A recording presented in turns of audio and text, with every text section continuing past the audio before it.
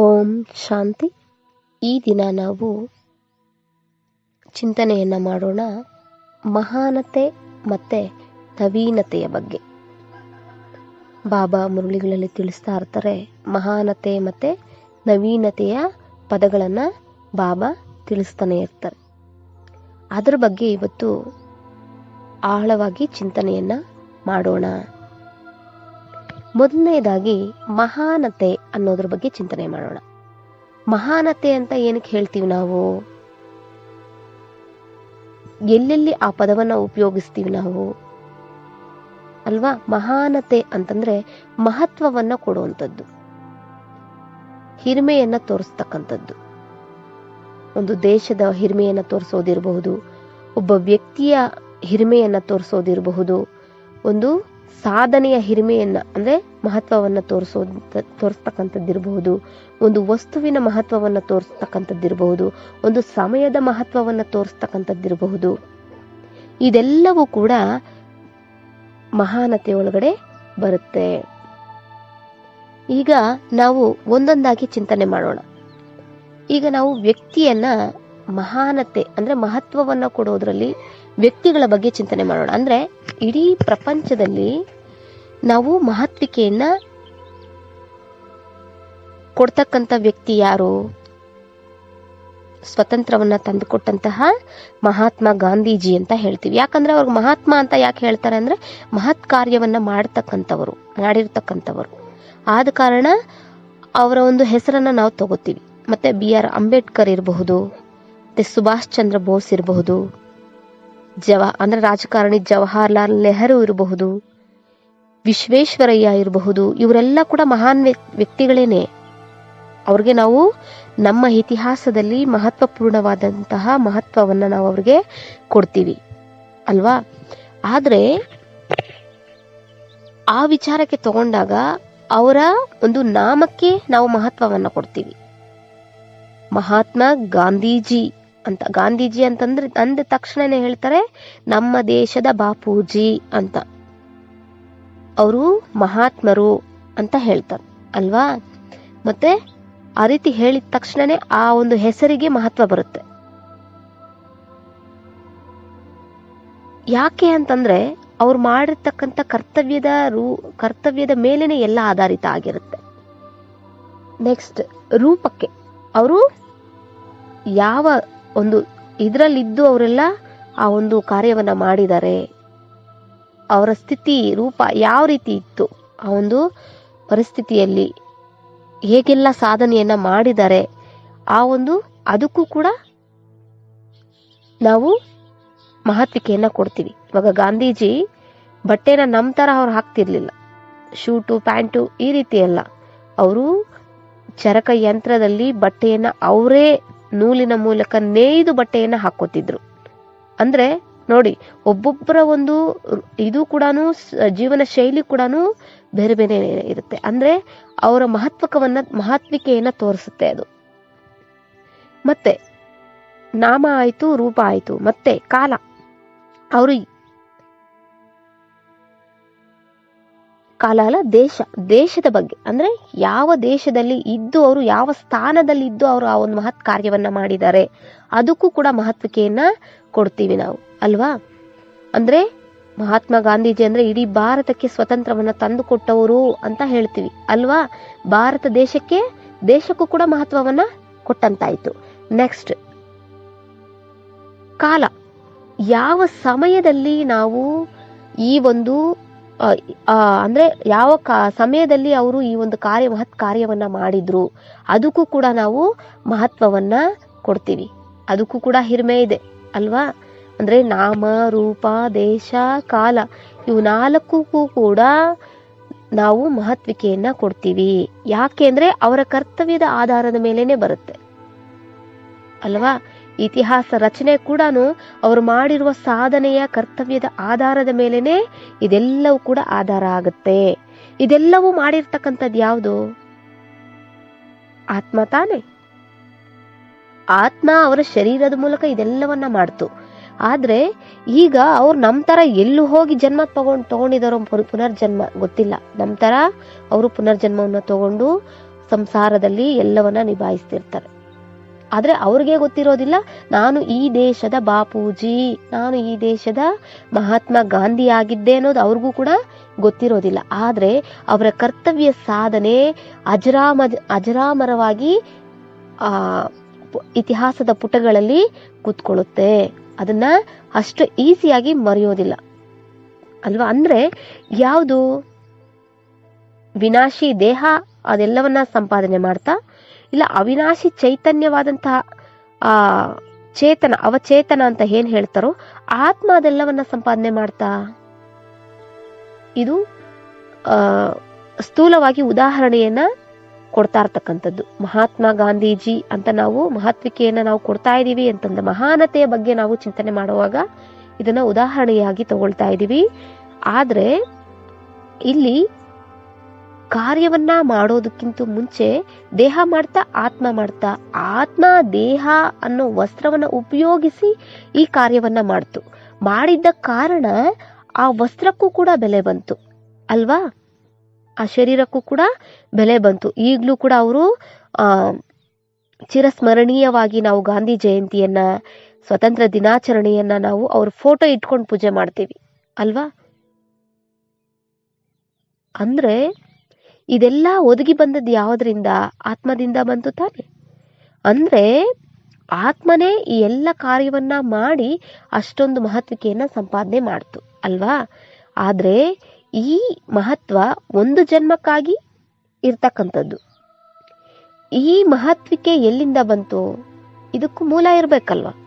ಆತ್ಮದಲ್ಲಿ ಈ ಒಂದು ಸಾರಾಂಶ, ಆತ್ಮದಲ್ಲಿ ಬೀಜ, ಆತ್ಮಕ್ಕೆ ಈ ಸಾರಾಂಶ ಬರಬೇಕು ಅಂದ್ರೆ ಮೂಲ ಬೀಜ ಇರ್ಬೇಕಲ್ವ.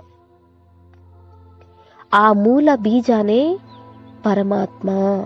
ನಾವೇನೆಲ್ಲ ಇವತ್ತು ರಾಷ್ಟ್ರಗೀತೆಯನ್ನ ಹಾಡ್ತೀವಿ, ಜನಗಣ ಮನ ಅಧಿನಾಯಕ ಜಯ ಹೇ ಭಾರತ ಭಾಗ್ಯವಿದಾತ ಅಂತ, ಅದಕ್ಕೆ ಎಷ್ಟೆಲ್ಲ ಮಹತ್ವವನ್ನ ಕೊಟ್ಟು ಗೌರವವನ್ನ ಕೊಟ್ಟು ನಾವು ಅದಕ್ಕೆ ಹಾಡ್ತೀವಿ. ಅಂದ್ರೆ ಸಮಯ ಕೂಡ ಯಾವಾಗಂದ್ರೆ ಆವಾಗ ಹಾಡೋ ಹಾಗಿಲ್ಲ ಅಂತ ಕೂಡ ಅದಕ್ಕೆ ಇದಿದೆ. ಇಷ್ಟೇ ಸಮಯ, ಇಂಥದ್ದೇ ಸಮಯದಲ್ಲಿ ಹಾಡಬೇಕು, ಇದೇ ರೀತಿ ಹಾಡಬೇಕು ಅನ್ನೋದು ಕೂಡ ಆ ಒಂದು ಗೌರ್ನಮೆಂಟ್ ಇಂದ, ಸರ್ಕಾರದಿಂದ ನಮಗೆ ಆರ್ಡರ್ ಆಗಿದೆ. ಅಂದ್ರೆ ನಾವು ಏನೆಲ್ಲ ಮಹತ್ವಕ್ಕೆ ಕೊಡ್ತಾ ಇದೀವಿ ಅಂದ್ರೆ, ನಾವು ಹಾಡ್ತಾ ಬಂದಿದೀವಿ ಅಂದ್ರೆ ಇದಕ್ಕೆ ಮೂಲ ಯಾರು? ಪರಮಾತ್ಮ, ಭಗವಂತ. ಅವ್ರಿಗೆ ಇವ್ರಿಗೆ ಹೇಗೆ ಮಹಾತ್ಮ ಗಾಂಧೀಜಿಗೆ ಯಾವ ರೀತಿ ನಾಮ ರೂಪ ದೇಶ ಕಾಲ ಇದೆಯೋ ಅವ್ರಿಗೂ ಕೂಡ ಇದೆ. ಅವ್ರ ಬಗ್ಗೆನೂ ನಾವು ತಿಳ್ಕೊಬೇಕಲ್ವಾ. ಜನಗಣ ಮನ ಅಧಿನಾಯಕ ಜಯ ಹೇ ಅಂತ ನಾವು ಹಾಡ್ತೀವಿ ಅಂದ್ರೆ, ಜನಗಳ ಮನಸ್ಸಿನ ಆ ಒಂದು ಪ್ರತಿಯೊಂದು, ಈ ಒಂದು ಪ್ರಪಂಚದ ಎಷ್ಟು ಗುಂಪುಗಳ ವಿಂಗಡಣೆ ಇದೆ ಅಂದ್ರೆ, ಹಿಂದೂ, ಮುಸ್ಲಿಂ, ಬೌದ್ಧರು, ಕ್ರಿಶ್ಚಿಯನ್ಸ್, ಈ ರೀತಿ ಧರ್ಮಗಳ ಗುಂಪುಗಳು ಎಷ್ಟೆಲ್ಲ ಇದೆ. ಪ್ರಾಣಿ, ಪಕ್ಷಿ, ಜೀವ ಜಂತುಗಳು ಎಲ್ಲ ಗುಂಪುಗಳು ಇದೆ. ಎಲ್ಲ ಗುಂಪುಗಳ ಅಧಿನಾಯಕ ಅಂದ್ರೆ ಆದಿನಾಯಕ ಯಾರು? ಆತ್ಮಗಳ ನಾಯಕ ಪರಮ ಆತ್ಮ. ಜನಗಣ ಮನ ಅಧಿನಾಯಕ ಜಯ ಹೇ ಅಂತಂದ್ರೆ ಅವರಿಗೆ ಜಯವಾಗಲಿ ಅಂತ ನಾವು ಅವ್ರಿಗೆ ಗೌರವ ಸೂಚಕವಾಗಿ ಮಹತ್ವ ಕೊಡ್ತಾ ಇದ್ದೀವಿ. ಭಾರತ ಭಾಗ್ಯವಿದಾತ ಅಂದ್ರೆ ಭಾರತಕ್ಕೆ ಭಾಗ್ಯವನ್ನ ಕೊಟ್ಟಂತವರು. ದಾತ, ವರದಾತ, ವಿದಾತ ಅಂದ್ರೆ ದಾತನಾಗಿ, ವರದಾತನಾಗಿ, ವಿದಾತನಾಗಿ. ದಾತ, ವಿದಾತ, ವರದಾತ. ವರದಾತನಾಗಿ, ದಾತ ಯಾರು? ತಂದೆ, ಎಲ್ಲವನ್ನ ತ್ಯಾಗ ಮಾಡಿ ಮಕ್ಕಳಿಗಾಗಿ ಕೂಡಿರ್ತಾನೆ. ವಿದಾತ ಯಾರು? ಶಿಕ್ಷಕ, ವಿದ್ಯೆಯನ್ನ ದಾನವನ್ನಾಗಿ ನಮಗೆ ಕೊಡ್ತಾನೆ. ನೆಕ್ಸ್ಟ್ ವರದಾತ ಅಂದ್ರೆ ವರವನ್ನ ಕೊಡುವಂತಕ್ಕಂಥವರು ಸದ್ಗುರು ಅಲ್ವಾ. ಅವರು ವರದಾತನಾಗಿ ನಮಗೆ ವರದಾನಗಳನ್ನ ಕೊಡ್ತಕ್ಕಂಥವ್ರು. ಆ ಒಂದು ಕಾರ್ಯವನ್ನ ಮಾಡ್ತಕ್ಕಂಥವ್ರು ಮೂಲ ಇವರೇ ಆಗಿದ್ದಾರೆ ಅಲ್ವಾ. ಅವ್ರಿಗೂ ಕೂಡ ಇಲ್ಲಿ ಹೇಗೆ ನಾವು ಮಹಾತ್ಮ ಗಾಂಧೀಜಿಗೆ ನಾಮ ರೂಪ ದೇಶ ಕಾಲ ಎಲ್ಲವನ್ನ ನಾವು ಮಹತ್ವವಾಗಿ ನಾವು ತಗೋತೀವೋ ಅದೇ ರೀತಿ ಪರಮಾತ್ಮನಿಗೂ ಕೂಡ ನಾಮ ರೂಪ ದೇಶ ಕಾಲ ಎಲ್ಲವೂ ಕೂಡ ಮಹತ್ವಪೂರ್ಣವಾದಂಥದ್ದು. ಯಾಕೆ ಅಂದ್ರೆ ಭಾರತಕ್ಕೆ ಬಂದು ಭಾಗ್ಯವನ್ನ ಹಂಚಿ ಹೋದವರು, ಕೊಟ್ಟು ಹೋದವರು, ನರಕದಿಂದ ಸ್ವರ್ಗವನ್ನಾಗಿ ತಯಾರು ಮಾಡದಂಥವರು ಭಾರತವನ್ನ. ಈಗ ಏನಿದೆ ಬಿಕಾರಿತನದಲ್ಲಿ ನಮ್ಮ ಭಾರತ ದೇಶ ಬಡ ದೇಶವಾಗಿದೆಯೋ ಅದನ್ನ ಶ್ರೀಮಂತ ಅಂದ್ರೆ ಇಡೀ ವಿಶ್ವದಲ್ಲೇ ಶ್ರೀಮಂತ ದೇಶವನ್ನಾಗಿ ಪರಿವರ್ತನೆ ಮಾಡಿ ಹೋದಂಥವರು ಯಾರು? ಪರಮ ಆತ್ಮ. ಅವರು ನಮ್ಮ ತರ ಆತ್ಮನೇ. ಆತ್ಮ ಯಾವ ರೀತಿ ಇರುತ್ತೆ? ನಿರಾಕಾರ ಜ್ಯೋತಿರ್ಬಿಂದು ಸ್ವರೂಪ. ಅದಕ್ಕೆ ನಾವು ಏನ್ ಮಾಡ್ತೀವಿ? ಜ್ಯೋತಿಯ ರೂಪದಲ್ಲಿ ಜ್ಯೋತಿಯನ್ನ ಬೆಳಗಿಸ್ತೀವಿ. ಮತ್ತೆ ಪರಮಾತ್ಮನು ಅದೇ ರೀತಿನೇ ಇರೋದು. ಅದಕ್ಕೆ ನಾವು ಕೂಡ ಎಲ್ಲಾ ಧರ್ಮದವರು ಜ್ಯೋತಿಯನ್ನ ಬೆಳಗಿಸ್ತಾರೆ. ಯಾಕಂದ್ರೆ ಪರಮಾತ್ಮ ಜ್ಯೋತಿ ರೂಪದಲ್ಲಿದ್ದಾರೆ ಅಂತ. ಆದ್ರೆ ನಾವೆಲ್ಲ ಶರೀರವನ್ನ ವಸ್ತ್ರವನ್ನ ಧರಿಸಿ ಪಾತ್ರವನ್ನ ಅಭಿನಯಿಸ್ತೀವಿ. ಆದ್ರೆ ಅವರು ಪಾತ್ರವನ್ನ ಅಂದ್ರೆ ಶರೀರವನ್ನ, ಅವರದೇ ಆದಂತಹ ಶರೀರವನ್ನ ಅವರು ಪಡ್ಕೊಂಡಿಲ್ಲ. ಬೇರೆಯವರ ಶರೀರದಲ್ಲಿ ಪರಕಾಯ ಪ್ರವೇಶ ಮಾಡಿ ಆ ಒಂದು ಮಾರ್ಪಾಡನ್ನ ಅಂದ್ರೆ ಮಾರ್ಪಾಡನ್ನ ತರ್ತಾರೆ. ಈಗೇನು ಕಲಿಯುಗ ನರಕದ ಪ್ರಪಂಚ ಇದೆಯೋ, ಈ ದುಃಖದ ಪ್ರಪಂಚ ಇದೆಯೋ, ಅದನ್ನ ಪರಮಾತ್ಮ ಆ ಒಂದು ವೃದ್ಧ ಮಾನವನ ಶರೀರದಲ್ಲಿ ಬಂದು ಈ ಒಂದು ನರಕದ ಪ್ರಪಂಚವನ್ನ ಸ್ವರ್ಗವನ್ನಾಗಿ ತಯಾರು ಮಾಡ್ತಾರೆ. ಅದಕ್ಕೆ ಈ ಭಾರತ ದೇಶದಲ್ಲಿ ಭಾರತಕ್ಕೆ ಪ್ರಾಚೀನ ಭಾರತ ಅಂತ ಹೇಳ್ತಾರೆ. ಯಾಕೆಂದ್ರೆ ಈ ಪ್ರಪಂಚದ ಭೂಪಟದಲ್ಲಿ ಎಲ್ಲ ದೇಶಗಳು ವಿನಾಶ ಆಗುತ್ತೆ, ಆದರೆ ಒಂದು ದೇಶ ಬಿಟ್ಟು. ಅದು ಯಾವುದು ಅಂದ್ರೆ ಭಾರತ. ಅವಿನಾಶಿಯಾಗಿ ಉಳ್ಕೊಳ್ಳೋದು ಭಾರತ ದೇಶ. ಅದಕ್ಕೆ ಅದನ್ನ ಹೇಳ್ತಾರೆ ಪ್ರಾಚೀನ ಭಾರತ. ಅಂದ್ರೆ ಆಗಿನಿಂದಲೂ ಕೂಡ ಇದೆ ಅನ್ನೋದರ ಅರ್ಥ ತೋರಿಸುತ್ತೆ. ಅದು ವಿನಾಶ ಆಗಲೇ ಇಲ್ಲ ಅನ್ನೋ ರೀತಿಯಲ್ಲಿ. ಯಾಕೆ ಅಂತಂದ್ರೆ ಪರಮಾತ್ಮ ಇಲ್ಲಿ ಏನು ಅನೇಕ ರೀತಿಯ ಭಿನ್ನ ಭಿನ್ನ ಸಂಸ್ಕಾರಗಳು, ಭಿನ್ನ ಭಿನ್ನ ಭಾಷೆ, ಭಿನ್ನ ಭಿನ್ನ ಮತ, ಭಿನ್ನ ಭಿನ್ನ ಭೇದಗಳನ್ನ ತುಂಬಿಕೊಂಡಿದಾವೋ ಆ ಪ್ರಪಂಚವನ್ನ ಒಂದೇ ದೇಶ, ಒಂದೇ ಕಾಲ, ಅಂದ್ರೆ ಒಂದೇ ಭಾಷೆ, ಒಂದೇ ಮತ, ಈ ರೀತಿಯನ್ನಾಗಿ ತಯಾರು ಮಾಡೋದಕ್ಕೆ ಪರಮಾತ್ಮ ಬರ್ತಾರೆ. ಅದು ಎಲ್ಲಿ ಬರ್ತಾರೆ? ಭಾರತಕ್ಕೇನೆ ಬರ್ತಾರೆ. ಆದ ಕಾರಣನೇ ನಾವು ಶಿವರಾತ್ರಿಯನ್ನ ಆಚರಣೆ ಮಾಡ್ತೀವಿ. ಶಿವ ರಾತ್ರಿ. ರಾತ್ರಿ ಅಂದ್ರೆ ಕತ್ತಲು, ಕತ್ತಲು ಅಂದ್ರೆ ಅಂಧಕಾರ, ಅಂದ್ರೆ ಕಲಿಯುಗಕ್ಕೆ ಹೇಳ್ತೀವಿ.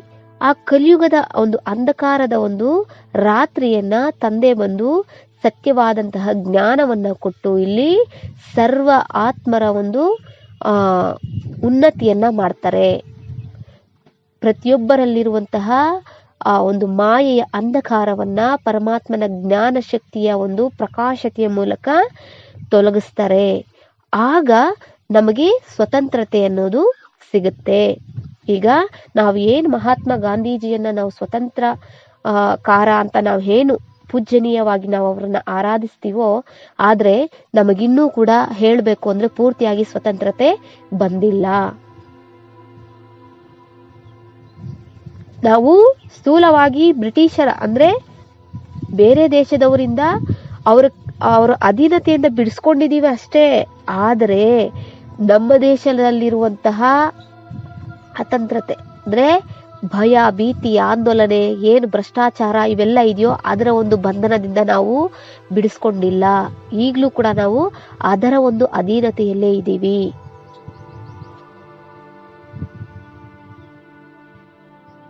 ಎಷ್ಟು ಜಗಳ, ಒಂದು ಧರ್ಮಗಳಲ್ಲಿ ಭಿನ್ನತೆ, ಪ್ರತಿಯೊಂದರಲ್ಲೂ ಕೂಡ ಎಷ್ಟೊಂದು ನಾವು ಭ್ರಷ್ಟಾಚಾರ, ಅಶಾಂತಿ, ದುಃಖ ಎಲ್ಲವನ್ನ ನೋಡ್ತಾ ಇದ್ದೀವಿ. ಇದರಿಂದ ಆತ್ಮ ಯಾವಾಗ ಮುಕ್ತ ಆಗುತ್ತೋ ಅದಕ್ಕೆ ಸ್ವತಂತ್ರತೆ ಅಂತ ಹೇಳ್ತೀವಿ ಅಲ್ವಾ? ಆದ್ರೆ ಪರಮಾತ್ಮ ಆ ಒಂದು ಮಹತ್ ಕಾರ್ಯವನ್ನ ಈ ಭೂಮಿ ಮೇಲೆ ಈ ಭಾರತದಲ್ಲಿ ಮಾಡಿ ಹೋಗಿದ್ದಾರೆ. ಅದಕ್ಕೆ ಈ ಭಾರತಕ್ಕೆ ಪ್ರಾಚೀನ ಭಾರತ ಅನ್ನುವ ಒಂದು ಮಹಿಮೆ, ಹಿರಿಮೆ ಇದೆ. ಮತ್ತೆ ನಾವು ಚಿಂತನೆಯನ್ನ ಮಾಡಬೇಕು. ಏನು ಅಂದ್ರೆ ಧ್ವಜವನ್ನ ಹಾರಿಸ್ತೀವಿ ನಾವು. ಅಂದ್ರೆ 3 ಬಣ್ಣಗಳ ಬಾವುಟವನ್ನ ನಾವು ಹಾರಿಸ್ತೀವಿ. 3 ಬಣ್ಣಗಳ ಮಧ್ಯೆ ಕೇಸರಿ, ಬಿಳಿ, ಹಸಿರು, ಮಧ್ಯದಲ್ಲಿ ಅಶೋಕ ಚಕ್ರವನ್ನ ಇಟ್ಟು ನಾವು ಪೂಜೆ ಅಂದ್ರೆ ಬಾವುಟವನ್ನ ಹಾರಿಸ್ತೀವಿ. ಆದ್ರೆ ಅದರ ಅರ್ಥವನ್ನು ಕೂಡ ನಾವು ತಿಳ್ಕೊಂಡಿಲ್ಲ. ಯಾಕೆ ಇದನ್ನೆಲ್ಲ ಈಗ ನಾವು ತಿಳ್ಕೊತಾ ಇದೀವಿ ಅಂತಂದ್ರೆ ಅದರ ಒಂದು ಗೂಢಾರ್ಥವನ್ನ ನಾವು ಪರಮಾತ್ಮ ಬಂದು ನಮಗೆ ಈಗ ತಿಳಿಸ್ತಾ ಇದ್ದಾರೆ. ಏನು ರವೀಂದ್ರನಾಥ ಟ್ಯಾಗೂರ್ ಜನಗಣಮನ ಒಂದು ರಾಷ್ಟ್ರಗೀತೆಯನ್ನ ಬರೆದು ಹೋಗಿದಾರೋ ಅದನ್ನ ನಾವು ಗೀತೆಯಾಗಿನೇ ನಾವು ಹಾಡ್ತಾ ಇದೀವಿ ವಿನಃ ಅದರ ಮೂಲಾರ್ಥವನ್ನ ನಾವು ಅದನ್ನ ಇಲ್ಲಿವರೆಗೂ ತಿಳ್ಕೊಂಡಿಲ್ಲ. ಅದರ ರಚನಕಾರ ಯಾರ ಮಹಿಮೆಯನ್ನ ಸಾರುವುದಕ್ಕಾಗಿ ಆ ಗೀತೆಯನ್ನ ಹಾಡಿದರೆ ಅದರಲ್ಲಿ ನಾವು ಯಾವ ಪರಿವರ್ತನೆಯನ್ನ ನಾವು ತಗೊಂಡ್ ಬರ್ಬೇಕು ಅನ್ನೋದನ್ನ ನಾವು ಧಾರಣೆಯಲ್ಲಿ ತಗೊಂಡ್ ಬಂದಿಲ್ಲ. ಅದನ್ನ ಹಾಡಿ ಹೇಳಿ ಕವಿಗಾರರು, ರಚನಕಾರರು, ಸ್ವತಂತ್ರಕಾರರು ಹಾಡಿ ಹೊಗಳಿದಾರಷ್ಟೇನೆ, ಆದ್ರೆ ಧಾರಣಾ ಸ್ವರೂಪಕ್ಕೆ ತಂದಿಲ್ಲ.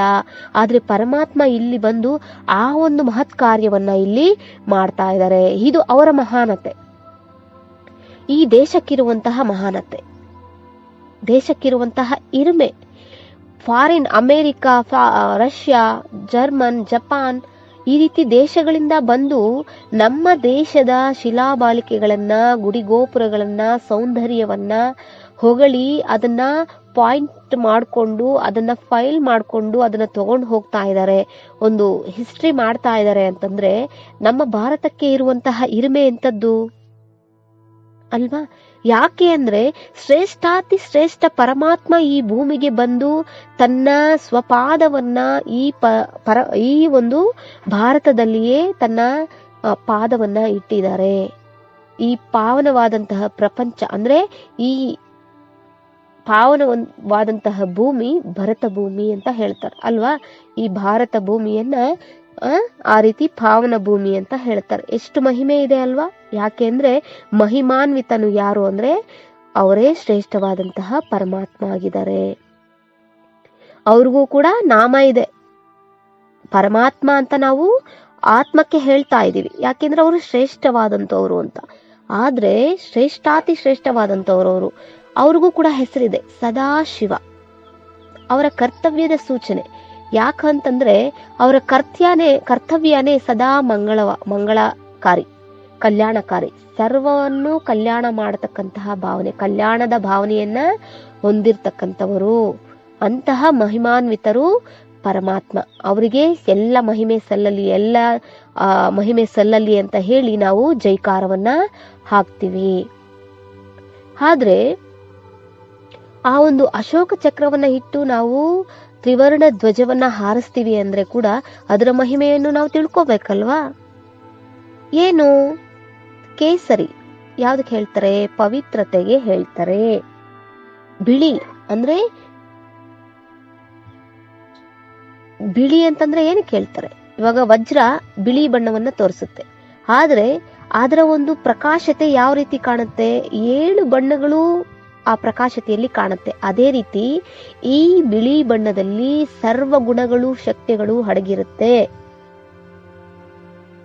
ಸತ್ಯತೆ ಬಿಳಿ. ನೆಕ್ಸ್ಟ್ ಹಸಿರು ಯಾವ ಬಣ್ಣವನ್ನ ತೋರಿಸುತ್ತೆ?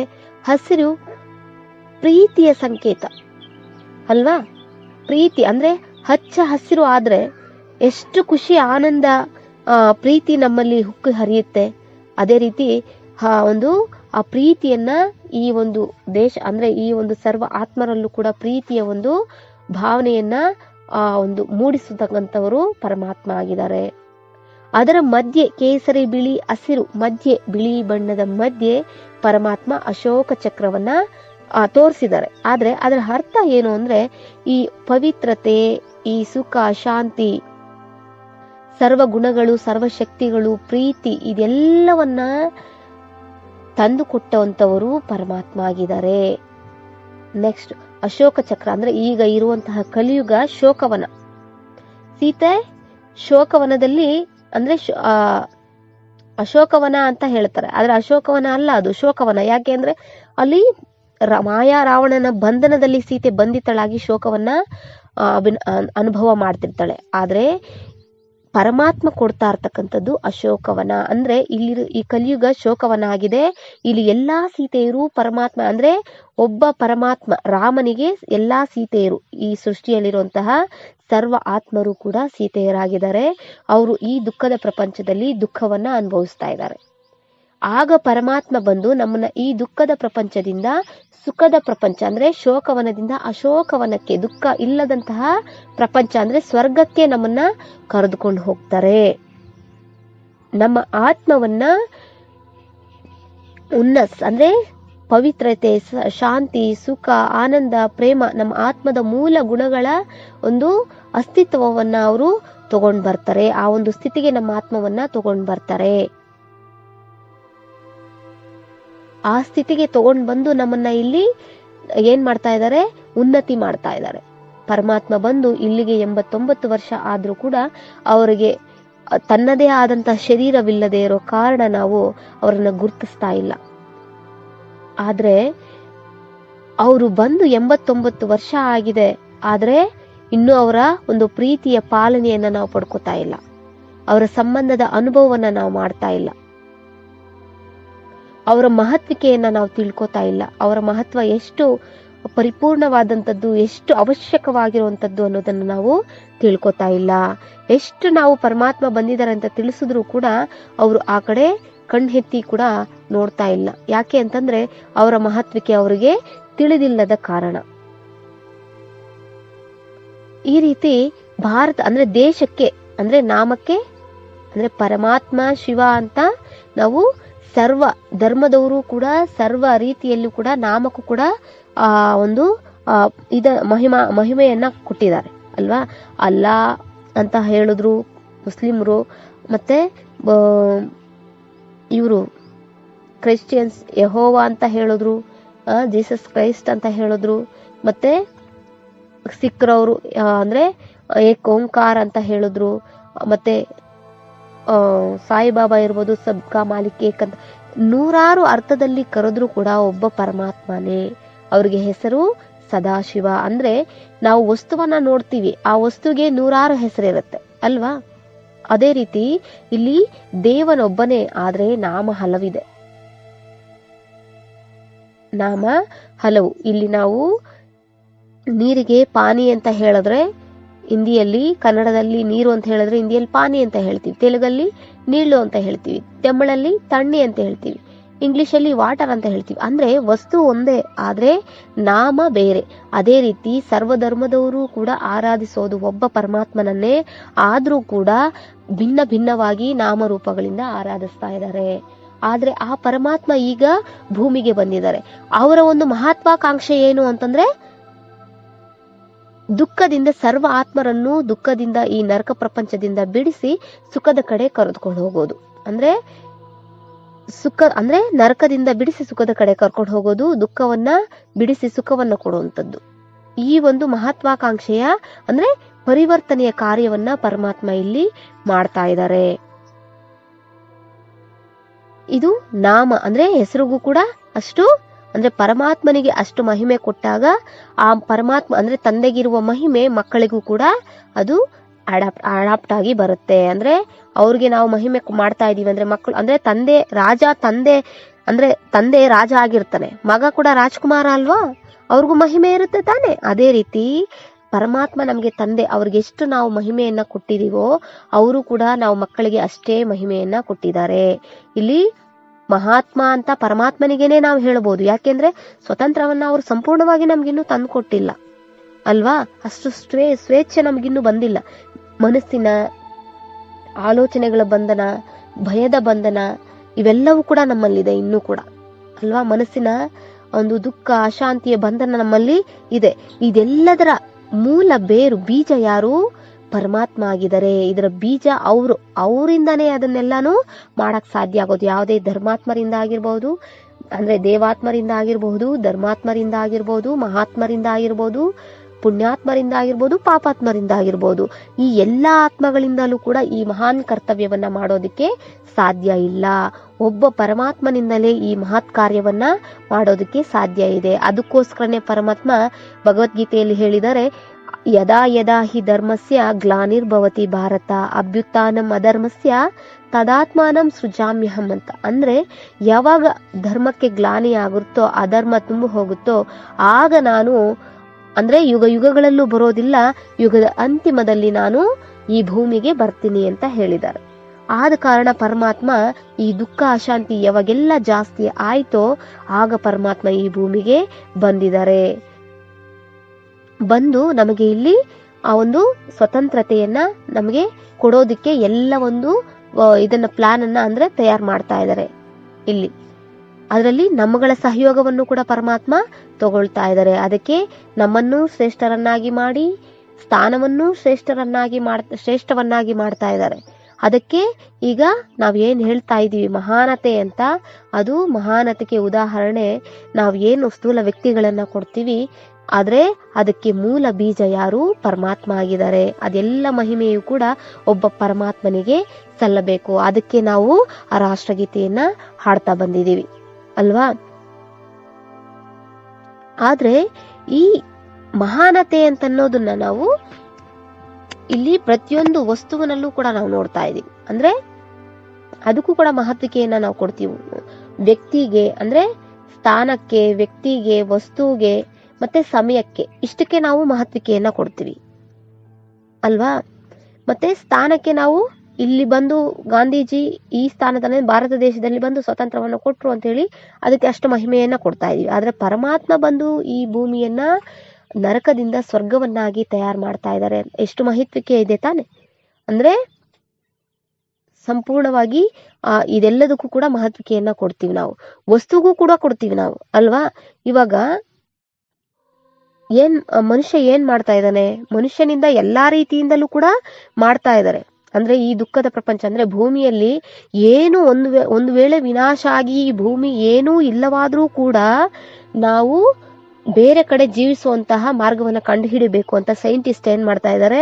ಪರಿಶೋಧನೆಗಳನ್ನ ಮಾಡಿ ಚಂದ್ರಮಂಡಲಕ್ಕೂ ಕೂಡ ಹೋಗಿ ಬಂದ್ರು. ಅಲ್ಲಿ ಏನಾದ್ರೂ ನೀರಿದೆಯಾ, ಪ್ರಾಣಿ ಪಕ್ಷಿ ವಾಸಿಸ್ತಾ ಇದೆಯಾ, ಅಲ್ಲಿ ಒಂದು ಆಕ್ಸಿಜನ್ ಅಲ್ಲಿ ಆಕ್ಸಿಜನ್ ಸಿಗ್ತಾ ಇದೆಯಾ, ಈ ರೀತಿ ಎಲ್ಲಾನು ಕೂಡ ಅಲ್ಲಿ ಚೆಕ್ ಮಾಡ್ಕೊಂಡು ಬರ್ತಾ ಇದ್ದಾರೆ. ಅಂದ್ರೆ ಇಲ್ಲಿ ಮನುಷ್ಯ ಮಾಡ್ತಾ ಇರೋದು ಅಲ್ಪಕಾಲಕ್ಕಾಗಿ. ಅವ್ರು ತಲುಪಿರೋದು ಚಂದ್ರಮಂಡಲ ಅಂದ್ರೆ ಸೂರ್ಯ, ಚಂದ್ರ, ನಕ್ಷತ್ರ ಈ ಸಾಕಾರವತನದಿಂದ ಸ್ವಲ್ಪ ಮೇಲೆ ಅಷ್ಟೇ ತಲುಪಕ್ಕಾಗಿರೋದು. ಅದ್ರ ಮೇಲೆ ಒಂದು ಲೋಕ ಇದೆ, ಸೂಕ್ಷ್ಮ ಲೋಕ.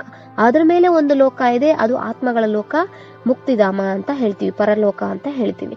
ಆ ಲೋಕಕ್ಕೆ ಅವ್ರು ಇಲ್ಲಿವರೆಗೂ ಕೂಡ ತಲುಪಕ್ ಸಾಧ್ಯ ಇಲ್ಲ. ಯಾಕೆ ಅಂದ್ರೆ ಮನುಷ್ಯ ನೋಡೋದು ತನ್ನ ಬುದ್ಧಿಶಕ್ತಿಗೆ ಕಾಣಿಸೋಷ್ಟೇ ಅವರು ಅದನ್ನ ಗುರುತು ಹಿಡಿಯೋಕ್ ಸಾಧ್ಯ ಆಗ್ತಾ ಇದೆಯೇ ಹೊರತು ಪರಮಾತ್ಮ ಯಾವ ರೀತಿ ಅನಂತನೋ ಬೇಹದ್ದಾಗಿದಾರೋ ಅಲ್ಲಿಯವರೆಗೆ ಅವರು ರೀಚ್ ಆಗೋದಕ್ಕೆ ಸಾಧ್ಯ ಇಲ್ಲ. ಇಲ್ಲಿವರೆಗೂ ಯಾರು ಅಲ್ಲಿವರೆಗೂ ತಲುಪಲಿಕ್ಕೆ ಸಾಧ್ಯನೇ ಇಲ್ಲ. ಇನ್ನು ಅವರು ಕಂಡು ಹಿಡಿದಿರುವಂತಹ ಸಾಧನಗಳು, ಅವ್ರು ಕೊಡ್ತಾ ಇರ್ತಕ್ಕಂಥ ಸುಖ, ವೈಭೋಗ ಇದೆಲ್ಲವೂ ಕೂಡ ಅಲ್ಪಕಾಲದ್ದೇ ಆಯ್ತಲ್ವಾ. ಅಂದ್ರೆ ಶಾಶ್ವತವಾಗಿ ನಮಗದು ಸಿಗ್ತಾ ಇಲ್ಲ ಅಲ್ವಾ. ಶಾಶ್ವತ ಸತ್ಯ ಅನ್ನೋದು ಶಿವನಿಂದ ನಮಗ್ ಸಿಗ್ತಕ್ಕಂಥದ್ದು. ಅಂದ್ರೆ ತಂದೆ ಹೇಗೆ ಅವಿನಾಶಿನೋ ಆತ್ಮನೂ ಅವಿನಾಶಿ. ನಾವು ಕಂಡು ಹಿಡಿತಾ ಇರೋದು ದೇಹಕ್ಕೆ ಹೆಸರು, ಗೌರವ, ಪ್ರೀತಿ, ಕೀರ್ತಿ ಎಲ್ಲವೂ ಕೂಡ ದೇಹಕ್ಕೆ ನಾವು ನೋಡ್ತಾ ಇರೋ ಕಾರಣ ಆತ್ಮದ ಒಂದು ಚಿಂತನೆಯನ್ನ ನಾವು ಮಾಡ್ತಿಲ್ಲ. ಯಾಕಂದ್ರೆ ಚೈತನ್ಯ ಆತ್ಮನೇ ಅದೆಲ್ಲವನ್ನ ಮಾಡ್ತಾ ಇರೋ ಕಾರಣ, ಆತ್ಮವನ್ನ ಮರ್ತಿರೋ ಕಾರಣ ದೇಹ ಅನ್ನೋದನ್ನ ಗುರ್ತಿಸ್ತಾ ಇದೀವಿ ಅಲ್ವಾ. ಆದ್ರೆ ಇಲ್ಲಿ ಆತ್ಮಗಳ ಸೃಷ್ಟಿ ರೂಪ ಯಾರು? ಪರಮಾತ್ಮ, ಮೂಲ ಬೀಜ ಅವರಿಗೆ ಫಸ್ಟ್ ಮಹಿಮೆಯನ್ನ ನಾವು ಮಾಡ್ಬೇಕು. ಅವರೇ ಮೂಲ ಬೀಜ ರೂಪ. ಆ ಪರಮಾತ್ಮ ಭೂಮಿಗೆ ಬಂದು ಇಲ್ಲಿ ಬೀಜ ಹಾಕಿ ನಮ್ಮನ್ನ ಆತ್ಮಗಳನ್ನ ಉನ್ನತಿ ಮಾಡ್ತಾ ಇದ್ದಾರೆ. ಅದು ವೃದ್ಧಿಯಾಗಿ ಸೃಷ್ಟಿ ರೂಪಿ ವೃಕ್ಷ ಏನಿದೆ ಇಲ್ಲಿ ಅಂದ್ರೆ ಹಚ್ಚ ಹಸಿರಾಗಿ ಬೆಳೆಯುತ್ತೆ. ಅಂದ್ರೆ ಸತ್ಯುಗವಾಗಿ ಈ ನರಕದ ಒಂದು ಏನ್ ಹಣ್ಣೆಲೆಯಾಗಿ ಉದುರು ಹೋಗ್ತಾ ಇದೆಯೋ ಈ ಪ್ರಪಂಚ, ಅದನ್ನ ಪರಮಾತ್ಮ ಬಂದು ಇಲ್ಲಿ ಹೊಸದಾಗಿ ಬೀಜ ಹಾಕಿ, ಜ್ಞಾನದ ಬೀಜ, ಸತ್ಯ ಜ್ಞಾನದ ಬೀಜವನ್ನ ಇಲ್ಲಿ ಹಾಕಿ ಸರ್ವವೇದ ಶಾಸ್ತ್ರದ ಸಾರವನ್ನ ತಿಳಿಸಿ ಮತ್ತೆ ಅದನ್ನ ಪುನಶ್ಚೇತನಗೊಳಿಸ್ತಾ ಇದ್ದಾರೆ. ಈ ಒಂದು ಕಾರ್ಯವನ್ನ ಪರಮಾತ್ಮ ಇಲ್ಲಿ ಮಾಡ್ತಾ ಇದ್ದಾರೆ. ನಾವಿಲ್ಲಿ ಏನು ಅಲ್ಪಕಾಲಿಕವಾಗಿ ವಸ್ತು, ವೈಭವ, ಸುಖ, ಶಾಂತಿಯನ್ನ ನಾವು ಮನುಷ್ಯರು ಕಂಡು ಹಿಡಿತಾ ಇದಾರೋ, ಕೊಡ್ಲಿಕ್ಕೆ ಪ್ರಯತ್ನ ಪಡ್ತಾ ಇದಾರೋ, ಅದು ಅಕಾಲಿಕವಾದದ್ದು. ಅಂದ್ರೆ ಅಲ್ಪ ಕಾಲಕ್ಕೆ ಸಿಗ್ತಾ ಇರ್ತಕ್ಕಂಥದ್ದು, ಅದು ಪೂರ್ತಿಯಾಗಿ ನಮಗೆ ಸಿಗ್ಲಿಕ್ಕೆ ಸಾಧ್ಯ ಇಲ್ಲ. ಒಂದು ಫ್ರಿಡ್ಜ್ ಇವಾಗ ತಗೊಂಡ್ ಬಂದಿರ್ತಾ ಇದ್ದಾರೆ ಅಂದ್ರೆ ಅದರಿಂದ ಎಲ್ಲ ವಸ್ತುಗಳನ್ನ ಶೇಖರಣೆ ಮಾಡಿರ್ಬಹುದು. ನಮಗೆ ಒಂದ್ ವೇಳೆ ನಮ್ಗೆ ತರಕಾರಿ ಸಿಗ್ಲಿಲ್ಲ ಅಂದ್ರೂ ಕೂಡ ಶೇಖರಣೆ ಮಾಡಿ ಇಟ್ಟಿರುವಂತಹ ವಸ್ತುವನ್ನ ನಾವು ಇವಾಗ ಸ್ವೀಕಾರ ಮಾಡಬಹುದು ಅಂತ ನಾವು ಅದನ್ನ ತಂದು ಇಟ್ಕೊಂಡಿರ್ಬಹುದು. ಆದ್ರೆ ಅಂದ್ರೆ ಕಂಡು ಹಿಡ್ದಿರ್ಬೋದು, ನಾವು ಅದನ್ನ ಯೂಸ್ ಮಾಡ್ತಾನೂ ಇರಬಹುದು. ಆದ್ರೆ ಅದರಿಂದ ಅಷ್ಟೇ ಅಪಾಯಕಾರಿನೂ ಇದೆಯಲ್ವಾ. ಅಪಾಯ ಅಂದ್ರೆ ಅಪಾಯ ಇಲ್ದೇ ಇರ್ತಕ್ಕಂಥದ್ದು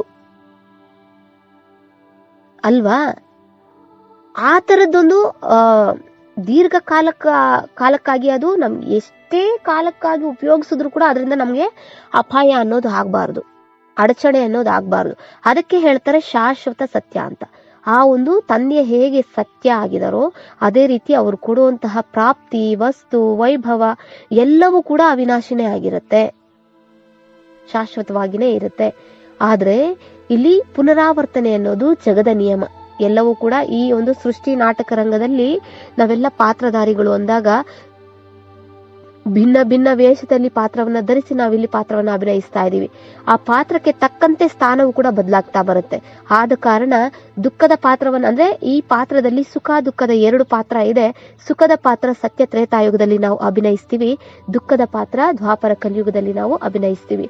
ಅಂದ್ರೆ ಸುಖ ನಾವು ಅನುಭವಿಸಿ ಹಾಗೋಗಿ ಈಗ ದುಃಖವನ್ನ ಅನುಭವಿಸ್ತಾ ಇದೀವಿ ಅಂತ ತಾನೆ. ಆದ್ರೆ ದುಃಖದಿಂದ ಮತ್ತೆ ಸುಖವನ್ನ ನಾವು ಅನುಭವ ಮಾಡಬೇಕು ಅಂದ್ರೆ ಅದಕ್ಕೆ ಒಬ್ಬ ಪರಮಾತ್ಮನ ಒಂದು ಸಹಯೋಗ ಬೇಕಾಗಿದೆ. ಅವರೇ ಬಂದು ಇಲ್ಲಿ ನಮಗೆ ಸಹಯೋಗವನ್ನ ಕೊಟ್ಟು, ಶಕ್ತಿಯನ್ನ ಕೊಟ್ಟು, ಸತ್ಯ ಜ್ಞಾನವನ್ನ ಕೊಟ್ಟು ನಮಗೆ ನಮ್ಮ ಆತ್ಮವನ್ನ ಪುನಶ್ಚೇತನಗೊಳಿಸ್ತಾ ಇದ್ದಾರೆ. ಮತ್ತೆ ಇಲ್ಲಿ ಮರುಸೃಷ್ಟಿ ಆಗುತ್ತೆ. ಸ್ವರ್ಗ ಅಂದ್ರೆ ಏನು ಬೈಬಲ್ ನಲ್ಲಿ ಬರೆದಿದಾರೋ ಅಂದ್ರೆ ಕ್ರಿಸ್ತ ಬಂದಾಗ, ಕ್ರಿಸ್ತ ಪೂರ್ವ ಅಂದ್ರೆ ಕ್ರಿಸ್ತ ಬರೋದಕ್ಕಿಂತ ಮುಂಚೆ 3000 ವರ್ಷಗಳ ಹಿಂದೆ ಭಾರತ ಸ್ವರ್ಗ ಆಗಿತ್ತು ಅಂತ ಏನ್ ಹೇಳ್ತಾ ಇದಾರೋ ಅದನ್ನ ಮತ್ತೆ ಇಲ್ಲಿ ತಯಾರು ಮಾಡೋದಕ್ಕೆ ಪರಮಾತ್ಮ ಭೂಮಿಗೆ ಬಂದಿದ್ದಾರೆ. ಇದು ಅವರ ಮಹಾನತೆ ಆಗಿದೆ. ಅಂದ್ರೆ ದೇಶ ಅಂದ್ರೆ ನಾಮ, ದೇಶ, ರೂಪ, ಕಾಲ ಎಲ್ಲದಕ್ಕೂ ಕೂಡ ಮಹಿಮೆ ಇದೆ ತಾನೆ. ಅಂದ್ರೆ ಈ ಒಂದು ಅಂದ್ರೆ ನಾವು ವಸ್ತುವನ್ನ ಯಾವ ರೀತಿ ಅಲ್ಪ ಕಾಲಕ್ಕಾಗಿ ಮನುಷ್ಯ ಕಂಡುಹಿಡಿತಾ ಇದ್ದಾರೋ ಆದ್ರೆ ಆ ವಸ್ತು ಕೂಡ ಪರಮಾತ್ಮ ಕೊಡೋದ್ರಲ್ಲಿ ಶಾಶ್ವತವಾದ ಸತ್ಯವಾದದ್ದನ್ನೇ ಕೊಡ್ತಾರೆ. ಅದರಿಂದ ನಮ್ಗೆ ಯಾವುದೇ ರೀತಿಯ ಅಡಚಣೆ, ಅಪಾಯಕಾರಿ ಅನ್ನೋದು ಆಗೋದಿಲ್ಲ. ಈಗ ಮನುಷ್ಯರೆಲ್ಲ ಕಂಡುಹಿಡಿತಾ ಇರೋದು ಅಪಾಯಕಾರಿನೇ ಅಲ್ವಾ. ಎಲ್ಲ ಒಂದು ಅಲ್ಪ ಕಾಲದ ಸುಖಕ್ಕಾಗಿ ಮನುಷ್ಯ ಏನೇನೆಲ್ಲ ಮಾಡ್ತಾ ಇದ್ದಾನೋ ಅದರಿಂದ ಅವನ ಅಂತ್ಯವನ್ನ ಅವನೇ ಮಾಡ್ಕೋತಾ ಇದ್ದಾನೆ ಅಲ್ವಾ. ಇದು ಕೂಡ ಆ ಒಂದು ಪಾತ್ರದಲ್ಲಿ ಈ ಸೃಷ್ಟಿ ನಾಟಕದ ಪಾತ್ರದಲ್ಲಿ ನಿಗದಿಯಾಗಿದೆ. ಆದ್ರೆ ಇಲ್ಲಿ ಪರಮಾತ್ಮ ಪುನರಾವರ್ತನೆ ಮಾಡೋದಕ್ಕೆ, ಮತ್ತೆ ಮರುಸ್ಥಾಪನೆ ಮಾಡೋದಕ್ಕೆ ಪರಮಾತ್ಮ ಈ ಭೂಮಿಗೆ ಬಂದಿದ್ದಾನೆ. ಇದಕ್ಕೆ ನಾವು ಹೇಳ್ಬೋದು ಕಾಲಕ್ಕೂ ಕೂಡ ಮಹಾನತೆ ಇದೆ. ಯಾಕೆ ಕಾಲಕ್ಕೆ ಮಹಾನತೆ ಇದೆ ಅಂದ್ರೆ ಇದು ಎಂತಹ ಸಮಯ, ಆತ್ಮ ಪರಮಾತ್ಮನ ಮಿಲನದ ಸಮಯ. ಈ ಕಡೆ ಕಲಿಯುಗನೂ ಇದೆ, ಈ ಕಡೆ ಸತ್ಯುಗ ಬರುವಂತಹ ಸಮೀಪದಲ್ಲೂ ಇದೆ. ಈ ಕಲಿಯುಗ ಮುಕ್ತಾಯ ಆಗ್ತಾ ಇದೆ, ಸತ್ಯುಗ ಬರುವ ಸಮೀಪದಲ್ಲೂ ಇದೆ. ಅಂದ್ರೆ ಮಧ್ಯದಲ್ಲಿ ಇದೀವಿ. ಇದಕ್ಕೆ ಸಂಗಮ ಅಂತ ಹೇಳ್ತಾರೆ. ಈ ಸಂಗಮ ಅಂದ್ರೆ ಆತ್ಮ ಪರಮಾತ್ಮರ ಮಿಲನ. ಈ ಒಂದು ಸಮಯಕ್ಕೆ ಎಷ್ಟೊಂದು ಮಹತ್ವಕ್ಕೆ ಇದೆ ಅಂತಂದ್ರೆ ಈ ಸಮಯದಲ್ಲಿ ನಾವ್ ಏನೆಲ್ಲ ಸಂಸ್ಕಾರವನ್ನ, ಗುಣಗಳನ್ನ, ಶಕ್ತಿಗಳನ್ನ ಧಾರಣೆ ಮಾಡ್ಕೋತೀವೋ, ಪರಮಾತ್ಮನಿಂದ ಪಾಲನೆಯನ್ನ ತಗೋತೀವೋ ಅಷ್ಟು ನಮಗೆ ಒಂದು ಪ್ರಾಪ್ತಿ, ನಮಗೆ ಕಲ್ಪ ಪೂರ್ತಿ ನಮ್ಮ ಜೊತೆ ಬರುತ್ತೆ. ಅರ್ಧ ಕಲ್ಪ ಸುಖದ ವೈಭೋಗವನ್ನ ನೋಡ್ತೀವಿ. ನಾವು ಏನು ಸಂಸ್ಕಾರವನ್ನ ಆತ್ಮದಲ್ಲಿ ತುಂಬಿಕೊಂಡಿರ್ತೀವೋ ಅದೇ ಇಡೀ ಕಲ್ಪ ಅಂದ್ರೆ 5000 ವರ್ಷಕ್ಕೆ ಕಲ್ಪ ಅಂತ ಹೇಳ್ತೀವಿ. ಈ 5000 ವರ್ಷಗಳ ನಾಟಕ ಏನಿದೆ ಅದಕ್ಕೆ ಕಲ್ಪ ಅಂತ ಹೇಳ್ತೀವಿ. ಆ 5000 ನಾಟಕದ ಪೂರ್ತಿ ಕೂಡ ಆ ಸಂಸ್ಕಾರ ನಮ್ಮ ಜೊತೆ ಬರುತ್ತೆ.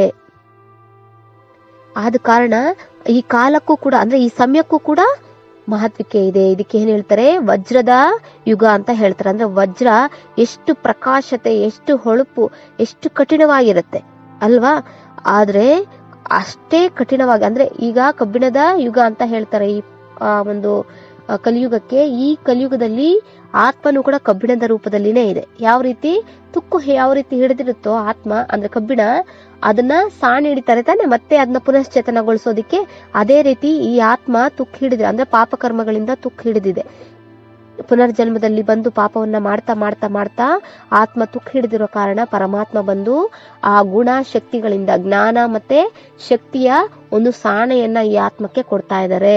ಆದ್ರಿಂದ ಮತ್ತೆ ಆತ್ಮ ಪುನಶ್ಚೇತನ ಆಗುತ್ತೆ. ಮತ್ತೆ ಅದು ಫಸ್ಟ್ ಯಾವ ರೀತಿ ಆತ್ಮ ಸತೋಪ್ರಧಾನ ಆಗಿತ್ತೋ, ಪರಮಾತ್ಮ ಹೇಗಿದ್ದಾರೋ ಆ ತರ ಮಕ್ಕಳು ಕೂಡ ತಯಾರಾಗ್ತಾರೆ. ಆಗ ಈ ಸೃಷ್ಟಿ ಕೂಡ ಆತ್ಮ ಯಾವ ರೀತಿ ಸತೋಪ್ರಧಾನ ಇರುತ್ತೋ ಪ್ರಕೃತಿ ಕೂಡ ಅದೇ ರೀತಿ ಸತೋಪ್ರಧಾನವಾದದ್ದೇ ಸಿಗುತ್ತೆ. ಅಲ್ಲಿ ಸುಖ, ಶಾಂತಿ, ನೆಮ್ಮದಿ, ಆರೋಗ್ಯ, ವೈಭವ, ಸಂಪತ್ತು ಎಲ್ಲವೂ ಕೂಡ ಅಂದ್ರೆ ಸತ್ಯವಾಗಿನೇ ಇರುತ್ತೆ. ಅಂದ್ರೆ ಚಿನ್ನದ ಯುಗ ಅಂದ್ರೆ ಮನಸ್ಸು ಬುದ್ಧಿ ಎಷ್ಟು ಸತ್ಯ ಅಂದ್ರೆ ಪರಿಶುದ್ಧವಾಗಿರುತ್ತೋ, ಪರಿಶುದ್ಧವಾದ ಚಿನ್ನ ಅಂತ ಹೇಳ್ತಾರಲ್ಲ, ಅದೇ ರೀತಿ ಮನಸ್ಸು ಬುದ್ಧಿ ಯಾವ ರೀತಿ ಚಿನ್ನದತ್ತೆ ಇರುತ್ತೋ ಅಂದ್ರೆ ಶುದ್ಧವಾಗಿರುತ್ತೋ ಅದೇ ರೀತಿ ಆ ಚಿನ್ನದ ಯುಗ ತಯಾರಾಗುತ್ತೆ. ಅದಕ್ಕೆ ಪರಮಾತ್ಮ ಇಲ್ಲಿ ಒಂದು ಜ್ಞಾನ ಶಕ್ತಿ ಅಂದ್ರೆ ಜ್ಞಾನ ಯೋಗದ ಒಂದು ಸಾಣೆಯನ್ನ ಇಲ್ಲಿ ಕೊಡ್ತಾ ಇದ್ದಾರೆ. ಇದನ್ನ ನಾವು ಜೀವನದಲ್ಲಿ ಧಾರಣೆ ಮಾಡ್ಕೊತಾ ನಮ್ಮ ಜೀವನವನ್ನು ಕೂಡ ಶ್ರೇಷ್ಠವನ್ನಾಗಿ ತಯಾರು ಮಾಡ್ಕೋಬಹುದು. ಮತ್ತೆ ಇಡೀ ಸೃಷ್ಟಿಯು ಕೂಡ ಉನ್ನತವಾಗಿ ತಯಾರಾಗುತ್ತೆ. ಅದಕ್ಕೆ ಹೇಳ್ತಾರೆ ಮಹಾನತೆ ಮತ್ತೆ ನವೀನತೆಯ ಬಗ್ಗೆ ಬಾಬಾ ತಿಳಿಸ್ತಾ ಇದ್ದಾರೆ. ಮಹಾನತೆಯಲ್ಲೇ ಎಲ್ಲಾನು ಕೂಡ ಅಡಗಿದೆ ಹೇಳ್ಬೇಕು ಅಂತಂದ್ರೆ.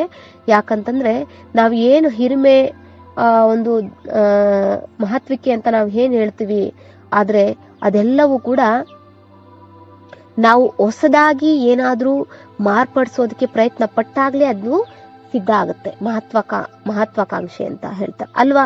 ಈಗ ನಾವು ದುಃಖದಲ್ಲಿದ್ವಿ, ಬ್ರಿಟಿಷರ ಕೈ ಅಧೀನದಲ್ಲಿ ಇದ್ವಿ, ನಾವು ದುಃಖವನ್ನ ಅನುಭವಿಸ್ತಾ ಇದ್ವಿ. ಎಲ್ಲವನ್ನ ಕೂಡ ಈ ದೇಶದಲ್ಲಿರುವಂತಹ ವಜ್ರ ವೈಡೂರ್ಯ ಪರಮಾತ್ಮ ಏನು ಈ ಒಂದು ಭಾರತಕ್ಕೆ ಸುಖ ವೈಭೋಗವನ್ನ, ಆ ಚಿನ್ನದ ಮಹಲುಗಳು, ವಜ್ರದ ವೈಢೂರ್ಯಗಳು, ಹಣ್ಣು ಹಂಪಲು ಏನು ಸುಖ ವೈಭೋಗವನ್ನ ಪರಮಾತ್ಮ ಇಲ್ಲಿ ನಮ್ಗೆ ಕೊಟ್ಟು ಹೋಗಿದ್ರು, ಭಾಗ್ಯವನ್ನ ಕೊಟ್ಟು ಹೋಗಿದ್ರು ಈ ಭಾರತ ಭೂಮಿಗೆ, ಅದನ್ನ ವಿದೇಶದವರು ದ್ವಾಪರ ಯುಗದಲ್ಲಿ ಬಂದು ಏನ್ ಮಾಡ್ತಾರೆ, ಎಲ್ಲವನ್ನ ತಗೊಂಡು ಹೋಗ್ಬಿಡ್ತಾರೆ. ಮಹಮ್ಮದ್ ಗಜ್ನಿ ಏನ್ ಮಾಡ್ತಾನೆ, 17 ಬಾರಿ ದಂಡೆತ್ತಿ ಬಂದು ಈ ಪ್ರಪಂಚದಲ್ಲಿರುವಂತಹ ಅಂದ್ರೆ ಈ ಭಾರತದಲ್ಲಿರುವಂತಹ ಅಂದ್ರೆ ಒಂದೇ ಭಾರತ ಇತ್ತು, ಒಂದೇ ಭಾಷೆ ಇತ್ತು, ಒಂದೇ ಭಾಷೆ, ಒಂದೇ ಮತ, ಒಂದೇ ಭಾರತ ಇತ್ತು, ಬೇರೆ ದೇಶಗಳು ಯಾವುದು ಇರ್ಲಿಲ್ಲ. ಮತ್ತೆ ದ್ವಾಪರ ಯುಗದಲ್ಲಿ ಆ ಎಲ್ಲಾ ದೇಶಗಳು ಖಂಡಗಳು ಬರೋದಕ್ಕೆ ಸ್ಟಾರ್ಟ್ ಆಯ್ತು, ಅಂದ್ರೆ ವಿಂಗಡಣೆ ಆಗ್ತಾ ಬಂತು. ಆತ್ಮಗಳು ಪಾತ್ರ ಮಾಡ್ಲಿಕ್ಕೆ ಭೂಮಿಗೆ ಬರ್ತಾ ಬರ್ತಾ ಇಲ್ಲಿ ಸ್ಥಾನವೂ ಕೂಡ ಅವರಿಗೆ ಪಾತ್ರ ಮಾಡ್ಲಿಕ್ಕೆ ಸ್ಥಾನನೂ ಬೇಕಲ್ವಾ, ಅದೆಲ್ಲವೂ ಕೂಡ ವಿಂಗಡಣೆ ಆಗ್ತಾ ಬಂತು. ಏನ್ ಮಾಡಿದ್ರು, ನಮ್ಮ ದೇಶದಲ್ಲಿರುವಂತಹ ಸುಖ ವೈಭೋಗವನ್ನ, ವಜ್ರ ವೈಡೂರ್ಯ, ಸಾಂಬಾರ್ ಪದಾರ್ಥಗಳಿರ್ಬೋದು, ಧಾನ್ಯಗಳಿರ್ಬೋದು, ಎಲ್ಲವನ್ನ ಕೂಡ ಹೊತ್ಕೊಂಡು ಹೋಗ್ಬಿಟ್ರು. ಬ್ರಿಟಿಷರ್ ಏನ್ ಮಾಡಿದ್ರು, ಈ ಸುಖ ವೈಭೋಗವನ್ನ ತನ್ನ ಅಧೀನಕ್ಕೆ ತಗೋಬೇಕು ಅಂತ ಅವರನ್ನ ಗುಲಾಮರನ್ನಾಗಿ ಮಾಡ್ಕೊಂಡ್ರು, ತುಂಬಾ ಶಿಕ್ಷೆಗಳನ್ನ ಕೊಟ್ರು. ಆದ್ರೆ ಏನ್ ಮಾಡಿದ್ರು, ಅದೇ ರೀತಿ ಶಿಕ್ಷೆ ಅನುಭವಿಸ್ಕೊಂಡೇ ಇದ್ದಿದ್ರೆ ಮಹಾನತೆ ಅಂತ ಹೇಳಕ್ ಸಾಧ್ಯ ಆಗ್ತಿತ್ತ? ಇಲ್ಲ.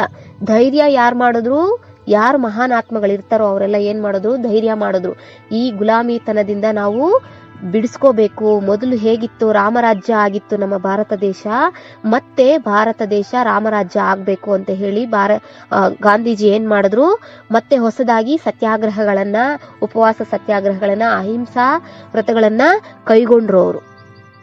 ಹಾಗೇನ್ ಮಾಡಿದ್ರು ಅಂದ್ರೆ ಹೊಸದಾಗಿ ನವೀನತೆಯನ್ನ ಅಲ್ಲಿ ತಗೊಂಡ್ ಬಂದ್ರು, ಹೊಸದಾಗಿ ಅವರು ಚಿಂತನೆಗಳನ್ನ ಮಾಡಿ ಇದನ್ನ ತಗೊಂಡ್ ಬಂದ್ರು. ಆಗೇನಾಯ್ತು, ಸಾಧನೆ ಮಾಡೋದಕ್ಕೆ ಅದು ಪ್ರೇರಣಾದಾಯಕ ಆಯ್ತು. ಆವಾಗ ಅವರು ಆ ಒಂದು ದೇಶದ ಅಧೀನತೆಯಿಂದ ನಾವು ಬಿಟ್ವಿ, ಅಂದ್ರೆ ಆ ಬ್ರಿಟಿಷರ ಒಂದು ಅಧೀನತೆಯಿಂದ, ಗುಲಾಮಿತನದಿಂದ ನಾವು ಈಚೆ ಬಂದ್ವಿ ಅಲ್ವಾ. ಅಂದ್ರೆ ನವೀನತೆ ಅಂದ್ರೆ ಹೊಸದಾಗಿ ಅವರು ಹೆಜ್ಜೆ ಇಟ್ಟ ಕಾರಣನೇ, ಅಂದ್ರೆ ಹೊಸದಾಗಿ ಅವರು ಚಿಂತನೆ ಮಾಡಿದ ಕಾರಣನೇ ಅದೆಲ್ಲ ಆಯ್ತು ತಾನೆ. ಅದೇ ರೀತಿ ಅಲ್ಲಿ ಆತ್ಮನೇ, ಮಹಾತ್ಮ ಗಾಂಧಿ ಆತ್ಮನೇ ಆ ರೀತಿ ಎಲ್ಲಾನು ಕೂಡ ಮೊದಲ ಹೆಜ್ಜೆಯನ್ನ ಇಟ್ಟು, ಇನ್ನೂ ಅನೇಕ ಆತ್ಮಗಳು ಇದ್ದಾರೆ, ಮಹಾನ್ ಆತ್ಮರು ಅಲ್ವಾ. ಅವರೆಲ್ಲರೂ ಕೂಡ ಅವರಿಗೆ ಸಹಯೋಗವನ್ನ ಕೊಟ್ಟು ಈ ಭಾರತ ದೇಶಕ್ಕೆ ಸ್ವತಂತ್ರವನ್ನ ತಂದುಕೊಟ್ರು. ಆದ್ರೆ ಇಲ್ಲಿ ಪರಮಾತ್ಮ ಮೂಲ ಬೀಜ ಅಂದ್ರೆ ಆ ಒಂದು ಹೊಸದಾಗಿ ಇಲ್ಲಿ ಏನು ಅಲ್ಪಕಾಲಿಕವಾಗಿ ಸ್ವತಂತ್ರತೆಯನ್ನ ತಂದುಕೊಟ್ಟಿದಾರೋ, ಇಲ್ಲಿ ಸಂಪೂರ್ಣ ಸ್ವತಂತ್ರತೆಯನ್ನ ಅಂದ್ರೆ ಶೋಕವಾಟಿಕೆಯಿಂದ ಅಶೋಕ ವಾಟಿಕೆಗೆ ಕರ್ಕೊಂಡು ಹೋಗ್ಬೇಕು ಅಂದ್ರೆ ಸುಮ್ಮನೆ ಆಗೋದಿಲ್ಲ ಅದೆಲ್ಲ ಅಲ್ವಾ. ಪ್ರತಿಯೊಂದು ಆತ್ಮನೂ ಕೂಡ ಸಂಭಾಳನೆ ಮಾಡಬೇಕು, ಅವರ ಗುಣ ಸಂಸ್ಕಾರಗಳನ್ನ ಪರಿವರ್ತನೆ ಮಾಡಬೇಕು ಅಲ್ವಾ. ಇಡೀ ಸೃಷ್ಟಿಯ ಪರಿವರ್ತನೆ ಅಂದ್ರೆ ಅಷ್ಟು ಕಡಿಮೆ ಇಲ್ಲ ಅಲ್ವಾ. ಆದ್ರೆ ಪರಮಾತ್ಮ ಅಲ್ಲಿ ಮಹಾತ್ಮ ಗಾಂಧಿ ಆತ್ಮ ಯಾವ ರೀತಿ ಮಾಡ್ತೋ, ಇಲ್ಲಿ ಪರಮಾತ್ಮ ಅಂದ್ರೆ ಇಡೀ ಸರ್ವ ಆತ್ಮರಿಗೂ ಅಂದ್ರೆ ಪಿತರಿಗೂ ಪಿತ, ಅಲ್ಲಿ ಅಂದ್ರೆ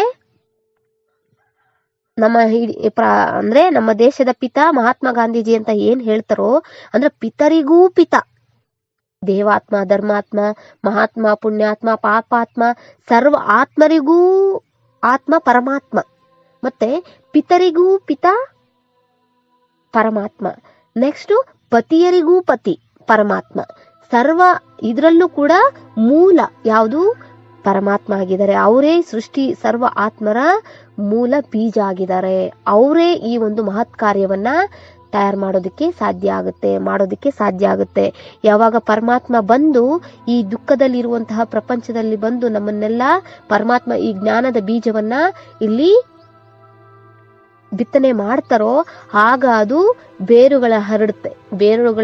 ಅಂದ್ರೆ ಪರಮಾತ್ಮ ಬಂದು ಆ ವೃದ್ಧ ಮಾನವನ ಶರೀರದಲ್ಲಿ ಯಾರು ಸತ್ಯುಗದಲ್ಲಿ ಶ್ರೀಕೃಷ್ಣನಾಗಿ ಜನ್ಮವನ್ನ ಪಡ್ಕೋತಾರೋ, ಆ ಆತ್ಮ ಅಂತಿಮ ಜನ್ಮದಲ್ಲಿ 84ನೇ ಜನ್ಮದಲ್ಲಿ ಅವರ ಒಂದು ಶರೀರದಲ್ಲಿ ಪರಕಾಯವಾಗಿ ಪ್ರವೇಶ ಮಾಡಿ, ಯಾಕಂದ್ರೆ ಆ ಒಂದು ಪರಿವರ್ತನೆಗೆ ಮೊದಲ ಪಾತ್ರಧಾರಿ ಆ ಒಂದು ಯುಗದಲ್ಲಿ, ಸತ್ಯಯುಗದಲ್ಲಿ ಸ್ವರ್ಗದಲ್ಲಿ ಮೊದಲ ಪಾತ್ರಧಾರಿ ಯಾರು? ಶ್ರೀಕೃಷ್ಣ ಅಲ್ವಾ. ಆ ರಾಜಕುಮಾರ ಅವರನ್ನ ಮೊದಲು ತಯಾರು ಮಾಡಬೇಕು, ಅವರ ಮೂಲಕನೇ ಇದನ್ನ ಎಲ್ಲ ರಚನೆ ಮಾಡಬೇಕು ಅಂತ ಹೇಳಿ ಪರಮಾತ್ಮ ಅವರ ಶರೀರದಲ್ಲಿ ಅಂತಿಮ ಜನ್ಮದ ಶರೀರದಲ್ಲಿ ಪರಕಾಯವಾಗಿ ಪ್ರವೇಶ ಮಾಡಿ ಇಡೀ ಸೃಷ್ಟಿಯ ಪರಿವರ್ತನೆಗೆ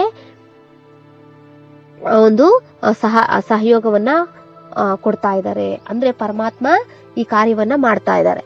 ಆಗ ಆ ಆತ್ಮನ ಮೂಲಕ ಅಂದ್ರೆ ಬೀಜ ಅಲ್ಲಿ ಹಾಕಿದ್ರು, ಅದರ ಮೂಲಕ ಇಡೀ ಬೀಜ ಹಾಕಿದ ತಕ್ಷಣ ಏನಾಗತ್ತೆ ಅಂದ್ರೆ ಪರಮಾತ್ಮ ಪರಂಧಾಮದಿಂದ ಬಂದು ಆತ್ಮಕ್ಕೆ ನೀನು ಶರೀರ ಅಲ್ಲ, ನೀನು ಆತ್ಮ ಅನ್ನುವ ಒಂದು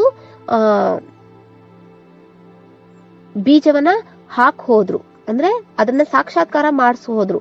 ಆದ್ರೆ ಆತ್ಮ ಇವಾಗ ನಾವು ಒಂದು ಬೀಜನ ಬಿತ್ತನೆ ಮಾಡ್ಬೇಕು ಅಂದ್ರೆ ಆ ಭೂಮಿನ ಏನ್ ಮಾಡ್ತಾರೆ? ಫಲದಾಯಕವಾಗಿ ಮಾಡ್ತಾರೆ. ಅಂದ್ರೆ ಟ್ಯಾಕ್ಟ್ರಿಯಲ್ಲಿ ಉಳಿಸಿ ಅದನ್ನ ಸ್ವಲ್ಪ ಫಲದಾಯಕವಾಗಿ ಮಾಡಿಟ್ಟು ಗೊಬ್ಬರವನ್ನ ಎಲ್ಲ ಚೆಲ್ಲಿ ಮಾಡಿಟ್ಟು ಆಮೇಲೆ ಬೀಜ ಹಾಕ್ತಾರೆ. ಅದೇ ರೀತಿ ಪರಮಾತ್ಮ ಆ ಆತ್ಮನಿಗೆ ಏನ್ ಮಾಡ್ತಾರೆ? ಒಂದು ಅವರ ಚಿಕ್ಕಪ್ಪನ ಒಂದು ಮರಣದ ನಂತರ ಅವರ ಒಂದು ಸಾಕ್ಷಾತ್ಕಾರತೆಯನ್ನ ನೋಡ್ತಾರೆ. ಅವರ ಆ ಆತ್ಮ ಹಣೆಯ ಮಧ್ಯಭಾಗದಿಂದ ದೇಹದಿಂದ ಹರ್ಕೊಂಡು ಬಂದು ಎಡಗಾಲಿನ ಕಿರು ಹೆಬ್ಬೆರಳಿನ ಮೂಲಕ ಈಚೆ ಹೋಗುವಂತದ್ದನ್ನ ಆತ್ಮ ಆ ರೀತಿ ಹೋಗುವಂತದನ್ನ ಅವರು ಸಾಕ್ಷಾತ್ಕಾರದ ರೂಪದಲ್ಲಿ ನೋಡ್ಕೋತಾರೆ. ಆಗ ಅವ್ರು ಏನ್ ಮಾಡ್ತಾರೆ? ಆತ್ಮ ನಾನು ಆತ್ಮ ಅನ್ನೋ ಒಂದು ಚಿಂತನೆಗೆ ಬರ್ತಾರೆ. ಆಗ ಅವರು ಆತ್ಮಿಕ ಅಭ್ಯಾಸವನ್ನ ಮಾಡ್ಕೊಂತ, ಹೌದು ಈ ಶರೀರ ಅನ್ನೋದು ವಿನಾಶಿ, ಈ ಶರೀರ ಇಷ್ಟು ದೊಡ್ಡದಾಗಿರೋ ಈ ಶರೀರ ನಾನಲ್ಲ, ಇದನ್ನು ನಡೆಸ್ತಕ್ಕಂತಹ ಮಾಲೀಕ ನಾನಾಗಿದ್ದೀನಿ ಅಂತ ಹೇಳಿ ಅವರ ಆ ಒಂದು ಗ್ರಹಿಕೆ ಸ್ಟಾರ್ಟ್ ಆಗುತ್ತೆ. ಆಗ್ಲೇ ಆತ್ಮಿಕ ಅಭ್ಯಾಸವನ್ನ ಮಾಡ್ತಾರೆ. ಮಾಡ್ತಾ ಆ ಒಂದು ಹುಳುವ ಭೂಮಿ ಏನಿದೆ ಅಲ್ವಾ, ಆ ಒಂದು ಭೂಮಿನ ಫಲವತ್ತತೆ ಮಾಡ್ತಾರೆ ಪರಮಾತ್ಮ. ಆಗ ಫಲವತ್ತತೆ ಆದ್ಮೇಲೆ ಪರಮಾತ್ಮ ಬಂದು ಅವರ ಶರೀರದಲ್ಲಿ ಪರಕಾಯ ಪ್ರವೇಶ ಮಾಡ್ತಾರೆ. ಆತ್ಮಿಕ ಅಭ್ಯಾಸ ಆದ ತಕ್ಷಣನೇ ಅವರ ಶರೀರದಲ್ಲಿ ಪರಮಾತ್ಮ ಪರಕಾಯ ಪ್ರವೇಶ ಮಾಡಿದ್ದು. ಮೊದಲಲ್ಲೇ ಅವ್ರು ಬರ್ಲಿಲ್ಲ ಅವ್ರ ಶರೀರದಲ್ಲಿ ಅಲ್ವಾ. ಯಾಕೆ ಅಂದ್ರೆ ಉಳುವ ಭೂಮಿ ಫಲವತ್ತತೆ ಇಲ್ಲ ಅಂದ್ರೆ ಅಲ್ಲಿ ಬೆಳೆ ಸರಿಯಾಗಿ ಬರೋದಿಲ್ಲ. ಅದೇ ರೀತಿ ಈ ಆತ್ಮ ದೇಹಾಭಿಮಾನದಲ್ಲಿ ವಿಕಾರಗಳಲ್ಲಿ ಮುಳುಗೋಗಿದ್ರೆ ಪರಮಾತ್ಮನ ಪ್ರವೇಶ ಆ ಶರೀರದಲ್ಲಿ ಆಗ್ಲಿಕ್ಕೆ ಸಾಧ್ಯ ಇಲ್ಲ ಅಲ್ವಾ. ಅವರನ್ನ ಪವಿತ್ರತೆಯ ಸಾಗರ, ಗುಣಗಳ ಸಾಗರ ಅಂತ ನಾವು ಹಾಡ್ತೀವಿ, ಮಹಿಮೆ ಮಾಡ್ತೀವಿ ಅಲ್ವಾ. ಆಗಿರೋವಾಗ ಅವರು ಆ ಶರೀರದಲ್ಲಿ ಹೇಗ್ ಬರೋಕ್ ಸಾಧ್ಯ? ಆದ ಕಾರಣ ಫಸ್ಟು ಪರಮಾತ್ಮ ಬೀಜ ಹಾಕೋದಕ್ಕೆ ಮುಂಚೆ ಆ ಒಂದು ಭೂಮಿಯನ್ನ, ಅವರ ಒಂದು ಶರೀರವನ್ನ ಫಸ್ಟ್ ಫಲದಾಯಕವನ್ನಾಗಿ ಮಾಡ್ತಾರೆ. ಅವರು ಆತ್ಮಿಕ ಚಿಂತನೆಯಲ್ಲಿ ಇರ್ತಾ ಅವರು ಆ ಶರೀರವನ್ನ ಅಂದ್ರೆ ಸ್ವಚ್ಛತೆ, ಒಂದು ಶುಭ್ರತೆಯ ಒಂದು ಇದರಲ್ಲಿ ಇಟ್ಕೊಳ್ಳಕ್ಕೆ ಸ್ಟಾರ್ಟ್ ಮಾಡ್ತಾರೆ. ಆಗ ಪರಮಾತ್ಮ ಆ ಮನಸ್ಸು ಬುದ್ಧಿನ ಸ್ವಚ್ಛವಾಗಿ ಇಟ್ಕೊಳಕ್ ತಯಾರು ಮಾಡ್ಕೊಂಡ ಮೇಲೆನೆ ಪರಮಾತ್ಮ ಬಂದು ಇಡೀ ಸೃಷ್ಟಿಯ ಆದಿ ಮಧ್ಯ ಅಂತ್ಯದ ಜ್ಞಾನವನ್ನ ಅವರ ಶರೀರದಲ್ಲಿ ಬಂದು ಪರಕಾಯ ಪ್ರವೇಶ ಮಾಡಿ ಈ ಇಡೀ ಈ ಸೃಷ್ಟಿಯಲ್ಲಿರುವಂತಹ ಸರ್ವ ಆತ್ಮರಿಗೂ ಕೂಡ ಜ್ಞಾನದ ಬೀಜದ ಬಿತ್ತನೆಯನ್ನ ಮಾಡ್ತಾರೆ. ಬೀಜ ಬಿತ್ತದ್ಮೇಲೆ ಏನಾಗುತ್ತೆ? ಬೇರು ಸ್ಟ್ರಾಂಗ್ ಆಗಿ ಹೂತ್ಕೊಳ್ಳುತ್ತಲ್ಲ, ಬಿಟ್ಕೊಳ್ಳುತ್ತಲ್ಲ, ಸುತ್ತು 4 ದಿಕ್ಕುಗಳಿಗೂ ಕೂಡ ಬೇರು ಬಿಟ್ಕೊಳ್ಳುತ್ತೆ. ಅದೇ ರೀತಿ ಇಡೀ ಪ್ರಪಂಚದ 4 ಮೂಲೆಗಳಿಗೂ ಕೂಡ ಈ ಜ್ಞಾನದ ಬೀಜ ಬಿತ್ತನೆ ಆಯ್ತು. ಬೇರುಗಳು ಹರಡ್ಕೊಂಡ್ವು. ಅದಕ್ಕೆ ಏನ್ ಹೇಳಿದ್ರು ಬ್ರಾಹ್ಮಣ ಧರ್ಮನ ಅವ್ರ ಮೂಲಕ ಸ್ಥಾಪನೆ ಮಾಡಿದ್ರು ಅಲ್ವಾ. ಅವರ ಮೂಲಕ ಸ್ಥಾಪನೆ ಆಗ್ತಾ ಆಗ್ತಾ ಅವರಲ್ಲಿರುವಂತಹ ಅವಗುಣಗಳನ್ನೆಲ್ಲವನ್ನ ಆ ಒಂದು ಆತ್ಮಿಕ ಚಿಂತನೆ ಸ್ವಚಿಂತನೆ ಪ್ರಭು ಚಿಂತನೆಯಿಂದ ಅವರಲ್ಲಿರುವಂತಹ ಹಳೆಯ ಸ್ವಭಾವ ಸಂಸ್ಕಾರ, ಹಳೆಯ ಒಂದು ಏನೆಲ್ಲ ಇದೆಯೋ ಅದನ್ನೆಲ್ಲವೂ ತೆಗೀತಾ ಹೊಸದಾಗಿ ನವೀನತೆಗೆ ಆತ್ಮವನ್ನ ತಗೊಂಡ್ ಬರ್ತಾರೆ. ಆಗ ತಯಾರಾಗಿ ಆ ಒಂದು ಪರಮಾತ್ಮ ಅದಕ್ಕೆ ಹೇಳ್ತಾರೆ ಈ ಸಮಯಕ್ಕೆ ತುಂಬಾನೇ ಒಂದು ಮಹಿಮೆ ಇದೆ ಅಂತ ಹೇಳ್ತಾರೆ ಅಲ್ವಾ. ಈಗ ನಾವು ಏನೆಲ್ಲ ಮಾಡ್ತಾ ಬಂದಿದೀವೋ, ಏನೆಲ್ಲ ಆಚರಣೆಗೆ ಧಾರಣೆಗೆ ತಗೊಂಡ್ ಬಂದಿದೀವೋ ಅದನ್ನೇ ಅವರು ಹಬ್ಬವನ್ನಾಗಿ ಆಚರಣೆ ಮಾಡ್ಕೊಂಡು ಬರ್ತಾರೆ. ನಾವು ನೋಡುವ ದೃಷ್ಟಿ ಇರಬಹುದು, ಮಾಡುವ ಕೆಲಸ ಕರ್ಮ ಇರಬಹುದು, ಆಲೋಚನೆ ಮಾಡುವ ಒಂದು ಸಂಕಲ್ಪ ಇರಬಹುದು, ಆ ಪ್ರತಿಯೊಂದು ಕೂಡ ಒಂದು ಹಬ್ಬದ ರೀತಿಯಲ್ಲಿ ಆಚರಣೆ ಮಾಡ್ಕೊಂಡ್ ಬರ್ತಾರೆ. ಅಂದ್ರೆ ಎಷ್ಟು ನವೀನತೆಯನ್ನ ತಗೊಂಡ್ ಬರ್ತಾ ಇದ್ದಾರೆ ಪರಮಾತ್ಮ ಅಲ್ವಾ. ಮಹಾನತೆನೂ ಬರ್ತಾ ಇದೆ, ಇದರಲ್ಲಿ ನವೀನತೆನೂ ಬರ್ತಾ ಇದೆ. ನವೀನತೆ ಬಂದ್ರೆ ಅಲ್ಲಿ ಮಹಾನತೆಗೆ ದಾರಿಯಾಗುತ್ತೆ ಅಲ್ವಾ. ಆದ ಕಾರಣ ಇಲ್ಲಿ ಹೊಸದಾಗಿ ನವೀನತೆಯನ್ನ ಪರಮಾತ್ಮ ತಗೊಂಡ್ ಬರ್ತಾ ಇದ್ದಾರೆ. ಪ್ರತಿಯೊಂದು ಆತ್ಮನಲ್ಲೂ ಕೂಡ ಆ ಹೊಸದಾಗಿ ನಾನು ಶರೀರ ಅಲ್ಲ, ಇದು ಶರೀರದ ಗುಣಗಳು ನಾವೇನೆಲ್ಲ ನೋಡ್ತಾ ಇದೀವೋ, ಕಾಮ, ಕ್ರೋಧ, ಲೋಭ, ಮೋಹ, ಮದ, ಮತ್ಸರಗಳೆಂಬ ಈ ಅವಗುಣಗಳ ಮಾಯಾ, ರಾಕ್ಷಸ, ಅಸುರಿ ಗುಣಗಳು ಏನೆಲ್ಲ ಇದೆಯೋ ಇದು ನನ್ನದಲ್ಲ. ಈ ಸ್ವಭಾವ ಸಂಸ್ಕಾರಗಳು, ಅಸುರಿ ಸಂಸ್ಕಾರಗಳು ನನ್ನದಲ್ಲ, ನನ್ನದು ಆತ್ಮಿಕ. ಅಂದ್ರೆ ಆತ್ಮಿಕ ಸಂಸ್ಕಾರಗಳೇ, ಆತ್ಮಿಕ ಗುಣಗಳೇ ನನ್ನ ಗುಣಗಳು. ಅಂದ್ರೆ ಆತ್ಮ ಹೇಗೆ ಅವಿನಾಶಿನೋ ಅದಕ್ಕೆ ಸಿಗುವಂತಹ ಪ್ರಾಪ್ತಿ ಕೂಡ ಅವಿನಾಶಿನೇ. ಅದಕ್ಕಾಗಿ ನಾನು ಮಹತ್ವವನ್ನ ಕೊಡಬೇಕು ಅಂತ ಪ್ರತಿಯೊಬ್ರು ಕೂಡ ನವೀನತೆಯನ್ನ ತಗೊಂಡ್ ಬರ್ತಾರೆ. ಆಗ ಹೊಸದಾಗಿ ಮತ್ತೆ ಅದು ವೃಕ್ಷ ವೃದ್ಧಿ ಆಗಕ್ ಹೋಗುತ್ತೆ. ವೃದ್ಧಿ ಆಗಿ ಹೊಸದಾಗಿ ಫಲವನ್ನ ಬಿಡುತ್ತೆ. ಹೊಸದಾಗಿ ಫಲವನ್ನ ಬಿಟ್ಟು ಆಮೇಲೆ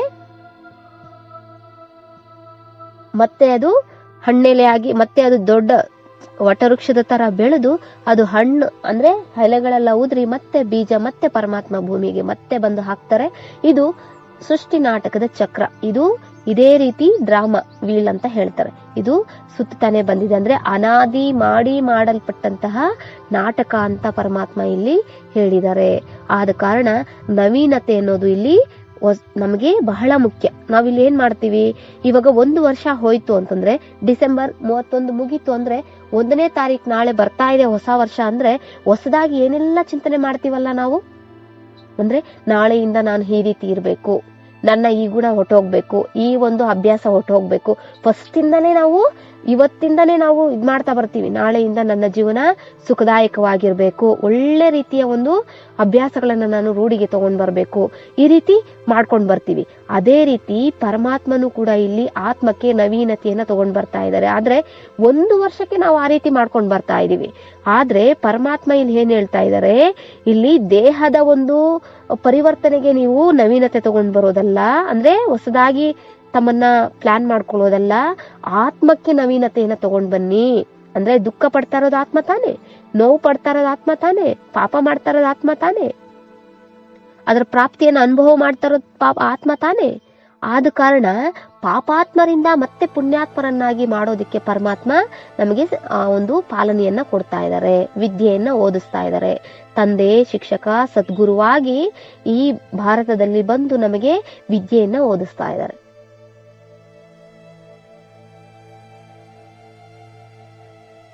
ಇದಕ್ಕೆ ಹೇಳ್ಬೋದು ಮಹಾನತೆ ಮತ್ತೆ ನವೀನತೆ. ಅಂದ್ರೆ ನಮ್ಮಲ್ಲಿ ನಾವು ಹೊಸದಾಗಿ ಏನಾದ್ರೂ ಒಂದು ಪರಿವರ್ತನೆ ತಗೊಂಡ್ ಬಂದಾಗ್ಲೇನೆ ಅದಕ್ಕೆ ನವೀನತೆ ಅಂತ ಹೇಳಕ್ ಸಾಧ್ಯ ಆಗುತ್ತೆ. ಅಂದ್ರೆ ಹೊಸದಾಗಿ ಇವಾಗ ಪ್ರತಿಯೊಂದು ಕೂಡ ನಾವು ಡೈಲಿ ಮಾಡುವಂತದ್ದೇ ಮಾಡ್ತಾ ಇದ್ರೆ, ಊಟ ಡೈಲಿ ತಿನ್ನುವಂತದ್ದೇ ತಿಂತಾ ಇದ್ರೆ ನಮ್ಗೆ ಚೆನ್ನಾಗ್ ಅನ್ಸುತ್ತಾ? ಇಲ್ಲ. ಹೊಸದಾಗಿ ಏನಾದ್ರೂ ಮಾಡ್ಬೇಕು, ಹೊಸದಾಗಿ ಏನಾದ್ರೂ ತಿಂಡಿ ತಯಾರು ಮಾಡಬೇಕು, ರುಚಿ ಹೊಸದಾಗಿ ಇರಬೇಕು ಅಂತ ನಾವು ಬಯಸ್ತೀವಿ. ಮನಸ್ಸು ಅಂದ್ರೆ ನಾಲ್ಗೆ ಆ ರೀತಿ ಬಯಸುತ್ತೆ, ಅಂದ್ರೆ ಸ್ಥೂಲ ಕರ್ಮೇಂದ್ರಿಯನೇ ಆ ರೀತಿ ಬಯಸುತ್ತೆ ಅಂದಾಗ ಮನಸ್ಸು ಆತ್ಮ ಆ ರೀತಿ ಬಯಸುತ್ತೆ ತಾನೆ. ಅಂದ್ರೆ ಯಾವಾಗ್ಲೂ ದುಃಖದಲ್ಲೇ ಇರ್ಬೇಕಾ, ದುಃಖ ಪಡೋದೇ ನನ್ನ ಜೀವನ ನನ್ನ ಪೂರ್ತಿ ಜೀವನ ಎಲ್ಲ ದುಃಖ ಪಡೋದೇ ಆಗೋಯ್ತಲ್ಲ, ನನ್ನ ಸುಖನೇ ಅನುಭವ ಮಾಡೋಕ್ಕಾಗಲ್ವೇ ಅಂತ ಚಿಂತನೆ ಮಾಡುತ್ತೆ. ಆಗ ಪರಮಾತ್ಮ ಹೇಳ್ತಾನೆ, ನೀವು ಹೊಸದಾಗಿ ನವೀನತೆಯನ್ನ ಆತ್ಮಕ್ಕೆ ತಗೊಂಡ್ ಬನ್ನಿ, ಆಗ ನೀವು ಮಹಾನ್ರಾಗೋದಿಕ್ಕೆ ಸಾಧ್ಯ ಆಗ್ತೀರಾ. ಇಲ್ಲಿ ನಾವು ಏನು 33 ಕೋಟಿ ದೇವಾನು ದೇವತೆಗಳಿಗೆ ಪೂಜೆ ಮಾಡ್ತಾ ಇದೀವೋ ಅವರು ಈ ಭಾರತ ದೇಶದಲ್ಲಿ ಇದ್ದು ಅಂದ್ರೆ ಪರಮಾತ್ಮನಿಂದ ಪಾಲನೆಯನ್ನ ಪಡ್ಕೊಂಡು ಆ ವಿದ್ಯೆಯನ್ನ ಓದಿ ಆ ಪದವಿಯನ್ನ ಸತ್ಯುಗದಲ್ಲಿ ಅಂದ್ರೆ ಅನುಭವ ಮಾಡಿರ್ತಕ್ಕಂಥವ್ರು ಅವರು ಅಲ್ವಾ. ಅಂದ್ರೆ ನವೀನತೆಯನ್ನ ಅವರು ಆಗ ತಗೊಂಡ್ ಬಂದಿದ್ದಕ್ಕೆ ಅವರು ಅಷ್ಟು ಮಹಿಮಾನ್ವಿತರಾದ್ರು. ಅಂದ್ರೆ ಈಗ ಪರಮಾತ್ಮನೇ ಭೂಮಿಗೆ ಬಂದಿದ್ರು ಕೂಡ ಪರಮಾತ್ಮನನ್ನ ಗುರ್ತಿಸ್ತಾ ಇಲ್ಲ. ನಮಗೆ ಚಾಮುಂಡಿ ಮಾತೆನೇ ಇಷ್ಟ, ನಮಗೆ ಗಂಗಮ್ಮನೇ ಇಷ್ಟ, ನಮಗೆ ಯಲ್ಲಮ್ಮನೇ ಇಷ್ಟ, ನಮಗೆ ದುರ್ಗಾದೇವಿನೇ ಇಷ್ಟ, ನಮಗೆ ಗಣೇಶನೇ ಇಷ್ಟ, ನಮಗೆ ಆಂಜನೇಯನೇ ಇಷ್ಟ. ಅವರು ಚೈತನ್ಯವಾಗಿ ಇಲ್ಲದೆ ಇದ್ರು ಕೂಡ ಅವರ ವಿಗ್ರಹಕ್ಕೆ ಅಷ್ಟೊಂದು ಮಹಿಮೆಯನ್ನ ಕೊಡ್ತೀವಿ. ಆ ವಿಗ್ರಹಗಳಿಗೆ ಅಷ್ಟೊಂದು ಮಹಾನತೆ ಇದೆ, ಹಿರಿಮೆ ಇದೆ ಅಂತಂದ್ರೆ ಆ ಹಿರಿಮೆಯನ್ನ ತಂದುಕೊಟ್ಟವರು ಯಾರು? ಮೂಲ ಬೀಜ ಪರಮಾತ್ಮ ಆಗಿದ್ದಾರೆ. ಅವರು ಈಗ ನಾವಿರುವಂತಹ ಸರ್ವ ಆತ್ಮರು ಕೂಡ ಹೇಗಿದ್ದೀವಿ? ಸಾಧಾರಣ ಆತ್ಮಗಳಾಗಿದ್ದೀವಿ. ದೇವಾತ್ಮರಿರ್ಬೋದು, ಧರ್ಮಾತ್ಮರಿರ್ಬೋದು, ಮಹಾತ್ಮರಿರ್ಬೋದು, ಪುಣ್ಯಾತ್ಮರಿರ್ಬೋದು, ಯಾರೇ ಆಗಿರ್ಬೋದು, ಅವರೆಲ್ಲ ಏನಾಗಿದ್ದಾರೆ? ಈಗ ಸಾಧಾರಣ ಮನುಷ್ಯರಾಗಿದ್ದಾರೆ. ಆದ್ರೂ ಕೂಡ ಅವರನ್ನ ಸಾಧಾರಣ ಮನುಷ್ಯರಿಂದ ದೇವತಾ ಮನುಷ್ಯರನ್ನಾಗಿ ಆ ಒಂದು ತಯಾರು ಮಾಡ್ತಕ್ಕಂಥವ್ರು ಯಾರು? ಪರಮಾತ್ಮ ಆಗಿದ್ದಾರೆ. ಅವರನ್ನ ನಾವು ಈ ಸಮಯದಲ್ಲಿ ಮಹಿಮೆಯನ್ನ ಮಾಡಬೇಕು, ಅವರಿಗೆ ಮಹತ್ವಿಕೆಯನ್ನ ಕೊಡಬೇಕು, ಅವರ ಒಂದು ಸಾಧನೆಗೆ ಮಹತ್ವಿಕೆಯನ್ನ ಕೊಡಬೇಕು, ಅವರ ವಿದ್ಯೆಗೆ ಮಹತ್ವಿಕೆಯನ್ನ ಕೊಡಬೇಕು ಅಲ್ವಾ. ಅಂದ್ರೆ ಅವ್ರೀಗ ನಮಗೆ ಸಂಪೂರ್ಣ ಜ್ಞಾನವನ್ನ ಕೊಟ್ಟು ನಮ್ಮನ್ನ ಸಾಧಾರಣ ಮನುಷ್ಯರಿಂದ ದೇವತಾ ಮನುಷ್ಯರನ್ನಾಗಿ, ಅಂದ್ರೆ ಸತ್ಯುಗದ ರಾಧಾಕೃಷ್ಣ ಅಂದ್ರೆ ಲಕ್ಷ್ಮೀನಾರಾಯಣರ ವಂಶಾವಳಿಯಲ್ಲಿ ಬರೋ ರೀತಿ ನಮ್ಮನ್ನ ತಯಾರು ಮಾಡ್ತಾ ಇದ್ದಾರೆ ಅಲ್ವಾ. ಅವರು ಅಷ್ಟು ಇಲ್ಲಿ ಪರಮಾತ್ಮ ಬಂದು ಒಂದೊಂದು ಆತ್ಮನೂ ಸರಿಯಾಗಿ ಒಂದೊಂದು ಕಲ್ಲು ಅಂದ್ರೆ ಎಲ್ಲೆಲ್ಲೋ ಬಿದ್ದಿರೋ ಕಲ್ಲನ್ನ ಹಾರಿಸಿ ಆಯ್ಕೆ ಮಾಡಿ ಆ ಕಲ್ಲನ್ನ ಕೆತ್ತಿ ಕೆತ್ತಿ ಕೆತ್ತಿ ಕೆತ್ತಿ ಒಂದು ಸುಂದರವಾದ ಶಿಲೆಯನ್ನ ಮಾಡ್ಬೇಕು ಅಂದ್ರೆ ಸುಮ್ನೆನಾ ಅಲ್ವಾ. ಎಷ್ಟು ಉಳಿಪೆಟ್ಟು ಬಿದ್ರೆ ಆ ಕಲ್ಲು ಶಿಲೆ ಆಗ್ಲಿಕ್ಕೆ ಸಾಧ್ಯ. ಅದೇ ರೀತಿ ಪರಮಾತ್ಮ ಒಂದೊಂದು ಎಲ್ಲೆಲ್ಲೋ ಬಿದ್ದಿರೋ ಕಲ್ಲು, ಅದು ನೋಡಕ್ ಚೆನ್ನಾಗಿಲ್ಲ ಕಲ್ಲು ಅಲ್ವಾ. ಅದೇ ರೀತಿ ಆತ್ಮ ಅಂದ್ರೆ ಅತ್ಯಂತ ಬಲಹೀನ ಸಂಸ್ಕಾರಗಳಿರುವಂತವ್ರು, ಅತ್ಯಂತ ಕೆಟ್ಟ ಆಲೋಚನೆಗಳು, ಅವಗುಣಗಳು ತುಂಬಿರೋ ವಿಕಾರಿ ಮನುಷ್ಯರನ್ನ ಪರಮಾತ್ಮ ಆರಿಸ್ಕೊಂಡು ಪತಿತರನ್ನ ಪಾವನರನ್ನಾಗಿ ತಯಾರು ಮಾಡ್ತಾ ಇದ್ದಾರೆ. ಹೊಸದಾಗಿ ಅವರನ್ನ ನವೀನತೆಯ ಕಡೆಗೆ ಅಂದ್ರೆ ಹೊಸದಾಗಿ ಅವರನ್ನ ಮಾರ್ಪಡಿಸ್ತಾ ಇದ್ದಾರೆ. ಅಂದ್ರೆ ಕಲ್ಲನ್ನ ಶಿಲೆಯನ್ನಾಗಿ ಮಾರ್ಪಡಿಸ್ತಾ ಇದ್ದಾರೆ.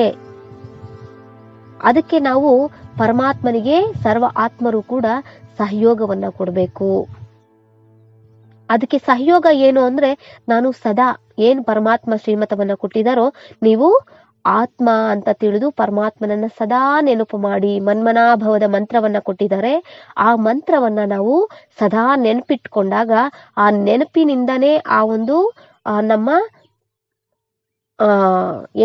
ನವೀನತೆ ಅನ್ನೋದನ್ನ ನಾವು ನಮ್ಮ ಆತ್ಮದಲ್ಲಿ ತಗೊಂಡ್ ಬರೋದಕ್ಕೆ ಸಾಧ್ಯ ಆಗುತ್ತೆ. ಆಗ ನವೀನತೆ ಬಂತು ಅಂತಂದ್ರೆ ಅದೇ ಮಹಾನತೆ ಆಗುತ್ತೆ. ಮುಂದೆ ಮುಂದೆ ಅದೇ ಮಹಾನತೆ ಆಗುತ್ತೆ. ಆವಾಗ್ಲೇ ಅವರು ಮಹಾತ್ಮರಾಗೋದಿಕ್ಕೆ ಸಾಧ್ಯ. ಇಡೀ ಸೃಷ್ಟಿ ಅವರನ್ನ ಇತಿಹಾಸ ಪುಟಗಳಲ್ಲಿ ಬರೆದು ಹಾಡಿ ಕೀರ್ತನೆ ಮಾಡಿ ಮಹಿಮೆ ಮಾಡ್ತಾರೆ ಅಂತಂದ್ರೆ 33 ಕೋಟಿ ದೇವಾನು ದೇವತೆಗಳಿಗೆ ಸಿಗುವಂತಹ ಮಹಿಮೆ ಇಡೀ ಧರ್ಮಾತ್ಮರಿಗೂ ಇಲ್ಲ, ಇಡೀ ಮಹಾತ್ಮರಿಗೂ ಇಲ್ಲ, ಇಡೀ ಯಾವುದೇ ಪುಣ್ಯಾತ್ಮರಿಗೂ ಕೂಡ ಇಲ್ಲ. ಅಷ್ಟು ದಿನನಿತ್ಯವೂ ಕೂಡ ಪೂಜೆ ಪುನಸ್ಕಾರ ಕೀರ್ತನೆಗಳು ಭಜನೆಗಳು ಎಷ್ಟು ನಡೆಯುತ್ತೆ ಅವ್ರಿಗೆ ಸಿಗುವಂತಹ ಮಹಿಮೆ ಅಲ್ವಾ. ಅಂದ್ರೆ ಆ ರೀತಿ ಚರಿತ್ರಹೀನರಾಗಿರುವಂತವರನ್ನ ಚರಿತ್ರವಾನ್ ಆತ್ಮಗಳನ್ನಾಗಿ ಪರಮಾತ್ಮ ಈಗ ತಯಾರು ಮಾಡ್ತಾ ಇದ್ದಾರೆ. ಇದಕ್ಕೆ ಹೇಳ್ತಾರೆ ಮಹಾನತೆ ಮತ್ತೆ ನವೀನತೆ. ನವೀನತೆಯನ್ನ ನಮ್ಮ ಜೀವನದಲ್ಲಿ ತಂದಾಗ್ಲೇನೆ ನಾವು ಮಹಾನತೆಯ ಕಡೆಗೆ ಹೋಗಬಹುದಾಗಿದೆ. ಅಂದ್ರೆ ನಮ್ಮ ಜೀವನಕ್ಕೆ ಮಹತ್ವಿಕೆ ಇರುತ್ತೆ ಅಲ್ವಾ. ಆತ್ಮದ ಒಂದು ಗುಣ ವಿಶೇಷತೆಗಳಿಗೆ, ಶಕ್ತಿಗಳಿಗೆ, ಅವುಗಳಿಗೆ ನಾವು ಪ್ರಾಮುಖ್ಯತೆಯನ್ನ ಕೊಟ್ಟಾಗ್ಲೇನೆ, ಮಹತ್ವಿಕೆಯನ್ನ ಕೊಟ್ಟಾಗ್ಲೇನೆ ನಮ್ಮಲ್ಲಿ ನವೀನತೆ ಅನ್ನೋದು ಬರುತ್ತೆ. ಆಗ ನವೀನತೆ ನಮ್ಮನ್ನ ಇತಿಹಾಸ ಪುಟಗಳಲ್ಲಿ ಅಳಿಸಲಾಗದಂತಹ ಒಂದು ಹಿಸ್ಟ್ರಿ ಅಂದ್ರೆ ಮಹಿಮೆ ಆಗ್ಬಿಡುತ್ತೆ ಅಲ್ವಾ. ಇಡೀ ಭಗವಂತ ಇಷ್ಟೆಲ್ಲ ಮಾಡಿದ್ರು ಕೂಡ, ಇಡೀ ಲೋಕಪಾಲಕ ಅಲ್ವಾ, ಇಡೀ ಸೃಷ್ಟಿಯ ರಚಯಿತ ಅಲ್ವಾ, ತ್ರಿಲೋಕಿನಾಥ, ತ್ರಿಕಾಲ ಜ್ಞಾನಿ, ಸರ್ವವನ್ನು ಬಲ್ಲ ಸರ್ವಜ್ಞ, ಈ ರೀತಿ ಎಲ್ಲ ನಾವು ಮಹಿಮೆ ಮಾಡ್ತೀವಿ ಅಂದ್ರೂ ಕೂಡ, ಆದ್ರೆ ಅಷ್ಟು ಮಹಿಮೆಯನ್ನ ನಾವು ಮಾಡ್ತೀವಿ ಅಂತಂದ್ರೆ ಆ ಮಹಿಮೆಗೆ ಯೋಗ್ಯನು ಯಾರು? ಪರಮಾತ್ಮ ಅಲ್ವಾ. ಅವರೇ ಭೂಮಿಗೆ ಬಂದಿದ್ದಾರೆ ಅಂತಂದಾಗ ಅವ್ರು ಕೊಡುವಂತಹ ವಿದ್ಯೆಯನ್ನ ನಾವು ಅವಶ್ಯವಾಗಿ ತಗೋಬೇಕು. ಮತ್ತೆ ಆ ವಿದ್ಯೆಯನ್ನ ಕೇಳಿ ನಮ್ಮ ಆತ್ಮದಲ್ಲಿ ಆ ಒಂದು ಧಾರಣಾ ರೂಪದಲ್ಲಿ ಆ ವಿದ್ಯೆಯನ್ನ ನಾವು ತಗೊಂಡ್ ಬರ್ಬೇಕು. ನಾವೇನು ಕೇಳ್ತಾ ಮಾಡ್ತಾ ಬಂದಿದೀವೋ, ಈ ರೀತಿ ಮಾಡ್ಬೇಕು, ಈ ರೀತಿ ಮಾಡ್ಬೇಕು, ಈ ರೀತಿ ಮಾಡ್ಬೇಕು, ಪುಸ್ತಕಗಳಲ್ಲಿ ಓದ್ತಾ ಬಂದಿದೀವಿ, ಆದ್ರೆ ಬರೀ ಪುಸ್ತಕದ ಬದನೆಕಾಯಿ ಆದ್ರೆ ಸಾಲದು, ಅನುಭವಿ ಮೂರ್ತಿಗಳಾಗ್ಬೇಕು ಅಂತ ಪರಮಾತ್ಮ ಹೇಳ್ತಾ ಇದ್ದಾರೆ. ಅದಕ್ಕೋಸ್ಕರ ನಾವೇನ್ ಮಾಡ್ಬೇಕು? ನವೀನತೆಯನ್ನ ನಮ್ಮ ಜೀವನದಲ್ಲಿ ತಗೊಂಡ್ ಬರ್ಬೇಕು. ಅದಕ್ಕಾಗಿ ಪ್ರತಿಯೊಂದು ಪರಮಾತ್ಮನ ಒಂದು ವಿದ್ಯೆ ಏನೆಲ್ಲ ಇದೆ, ಪಾಲನೆ ಏನಿದೆ, ಅವ್ರು ಕೊಡ್ತಾ ಇರುವಂತಹ ಜ್ಞಾನ, ಆ ಶಕ್ತಿ, ಗುಣ ಏನೆಲ್ಲ ಇದೆ, ಅದನ್ನ ಅನುಭವ ಮಾಡುವಂತ ಅನುಭವಿ ಮೂರ್ತಿಗಳಾಗ್ಬೇಕು. ಆಗಲೇ ತಮ್ಮಲ್ಲಿ ನವೀನತೆ ಅನ್ನೋದು ಬರುತ್ತೆ. ಅನುಭವಿ ಮೂರ್ತಿಗಳ ಮಾತನ್ನೇ ಕೇಳ್ತಾರೆ ಹೊರತು ಬಾಯಿಂದ ಹೇಳೋರ ಮಾತನ್ನ ಕೇಳೋದಿಲ್ಲ. ಪರಮಾತ್ಮ ಬಂದಿರೋದು ಕೂಡ ಅನುಭವಿ ರಥದಲ್ಲೇನೆ. ಯಾಕಂದ್ರೆ ಅವರು 84 ಜನ್ಮವನ್ನ ತಗೊಂಡು ಅಂತಿಮ ಜನ್ಮದಲ್ಲಿ ಅದು 69ನೇ ವಯಸ್ಸಿನಲ್ಲಿ ಅವರ ಶರೀರದಲ್ಲಿ ಪರಕಾಯ ಪ್ರವೇಶ ಮಾಡಿರತಕ್ಕಂಥದ್ದು. ಯಾಕೆ ಅಂದ್ರೆ ಅನುಭವಿ ಮೂರ್ತಿ, ಕಷ್ಟ ಸುಖದ ಏರಿಳಿತಗಳ ಒಂದು ಅನುಭವವನ್ನ ಮಾಡಿರ್ತಕ್ಕಂಥವ್ರು. ಅವ್ರಿಗೆ ನಾವು ದಾದಾ ಲೇಖರಾಜ್ ಅಂತ ಹೇಳ್ತೀವಿ. ಅವ್ರಿಗೆ ಪರಮಾತ್ಮ ಬಂದು ಅವರ ಶರೀರದಲ್ಲಿ ಪರಕಾಯ ಪ್ರವೇಶ ಮಾಡಿ ಬೀಜ ಬಿತ್ತನೆಯನ್ನ ಮಾಡಿ ಅವರನ್ನ ಸಂಪೂರ್ಣ ಮಾಡಿ ಅವರಿಗೆ ಬ್ರಹ್ಮ ಅಂತ ಹೇಳಿದ್ರು. ಅವರ ಮೂಲಕ ಬ್ರಾಹ್ಮಣ ಧರ್ಮವನ್ನ ಸ್ಥಾಪನೆ ಮಾಡಿಸಿ ಮತ್ತೆ ಸತ್ಯುಗದ ಒಂದು ರಚನೆಗೆ ಬುನಾದಿಯನ್ನ ಹಾಕ್ತಾ ಇದ್ದಾರೆ, ಅಡಿಪಾಯ ಹಾಕ್ತಾ ಇದ್ದಾರೆ. ಅದಕ್ಕೋಸ್ಕರ ನಾವು ನವೀನತೆಯನ್ನ ನಮ್ಮ ಶರೀರಕ್ಕೆ ತಗೊಂಡ್ ಬರೋದಲ್ಲ. ಅಂದ್ರೆ ನಾವು ನವೀನತೆಯನ್ನ ಸ್ಥೂಲವಾಗಿ ತಗೊಂಡ್ ಬರ್ತಾ ಇದೀವಿ, ಆದ್ರೆ ಆತ್ಮಿಕವಾಗಿ ತಗೊಂಡ್ ಬರ್ತಾ ಇಲ್ಲ. ಅದಕ್ಕೋಸ್ಕರ ಆತ್ಮಿಕವಾಗಿ ತಗೊಂಡ್ ಬರ್ಬೇಕು. ಆತ್ಮಿಕವಾಗಿ ಆತ್ಮಕ್ಕೆ ಮಹತ್ವಿಕೆಯನ್ನ ಕೊಟ್ಟಾಗ್ಲೇನೆ ಆತ್ಮದಲ್ಲಿ ನವೀನತೆ ಬರೋದಕ್ಕೆ ಸ್ಟಾರ್ಟ್ ಆಗತ್ತೆ, ಹೊಸತು ಕಾಣುತ್ತೆ, ಹೊಸದಾಗಿ ವಿಶೇಷತೆಗಳು ಗುಣಗಳು ನಮಗೆ ಕಾಣುತ್ತೆ ಅಂತ ಪರಮಾತ್ಮ ಇಲ್ಲಿ ತಿಳಿಸ್ತಾ ಇದ್ದಾರೆ. ಇದಾಗಿದೆ ಮಹಾನತೆ ಮತ್ತೆ ನವೀನತೆ. ಮುಂದಿನ ಅಧ್ಯಾಯದಲ್ಲಿ ಮುಂದಿನ ಚಿಂತನೆಯನ್ನ ಮಾಡೋಣ. ಓಂ ಶಾಂತಿ.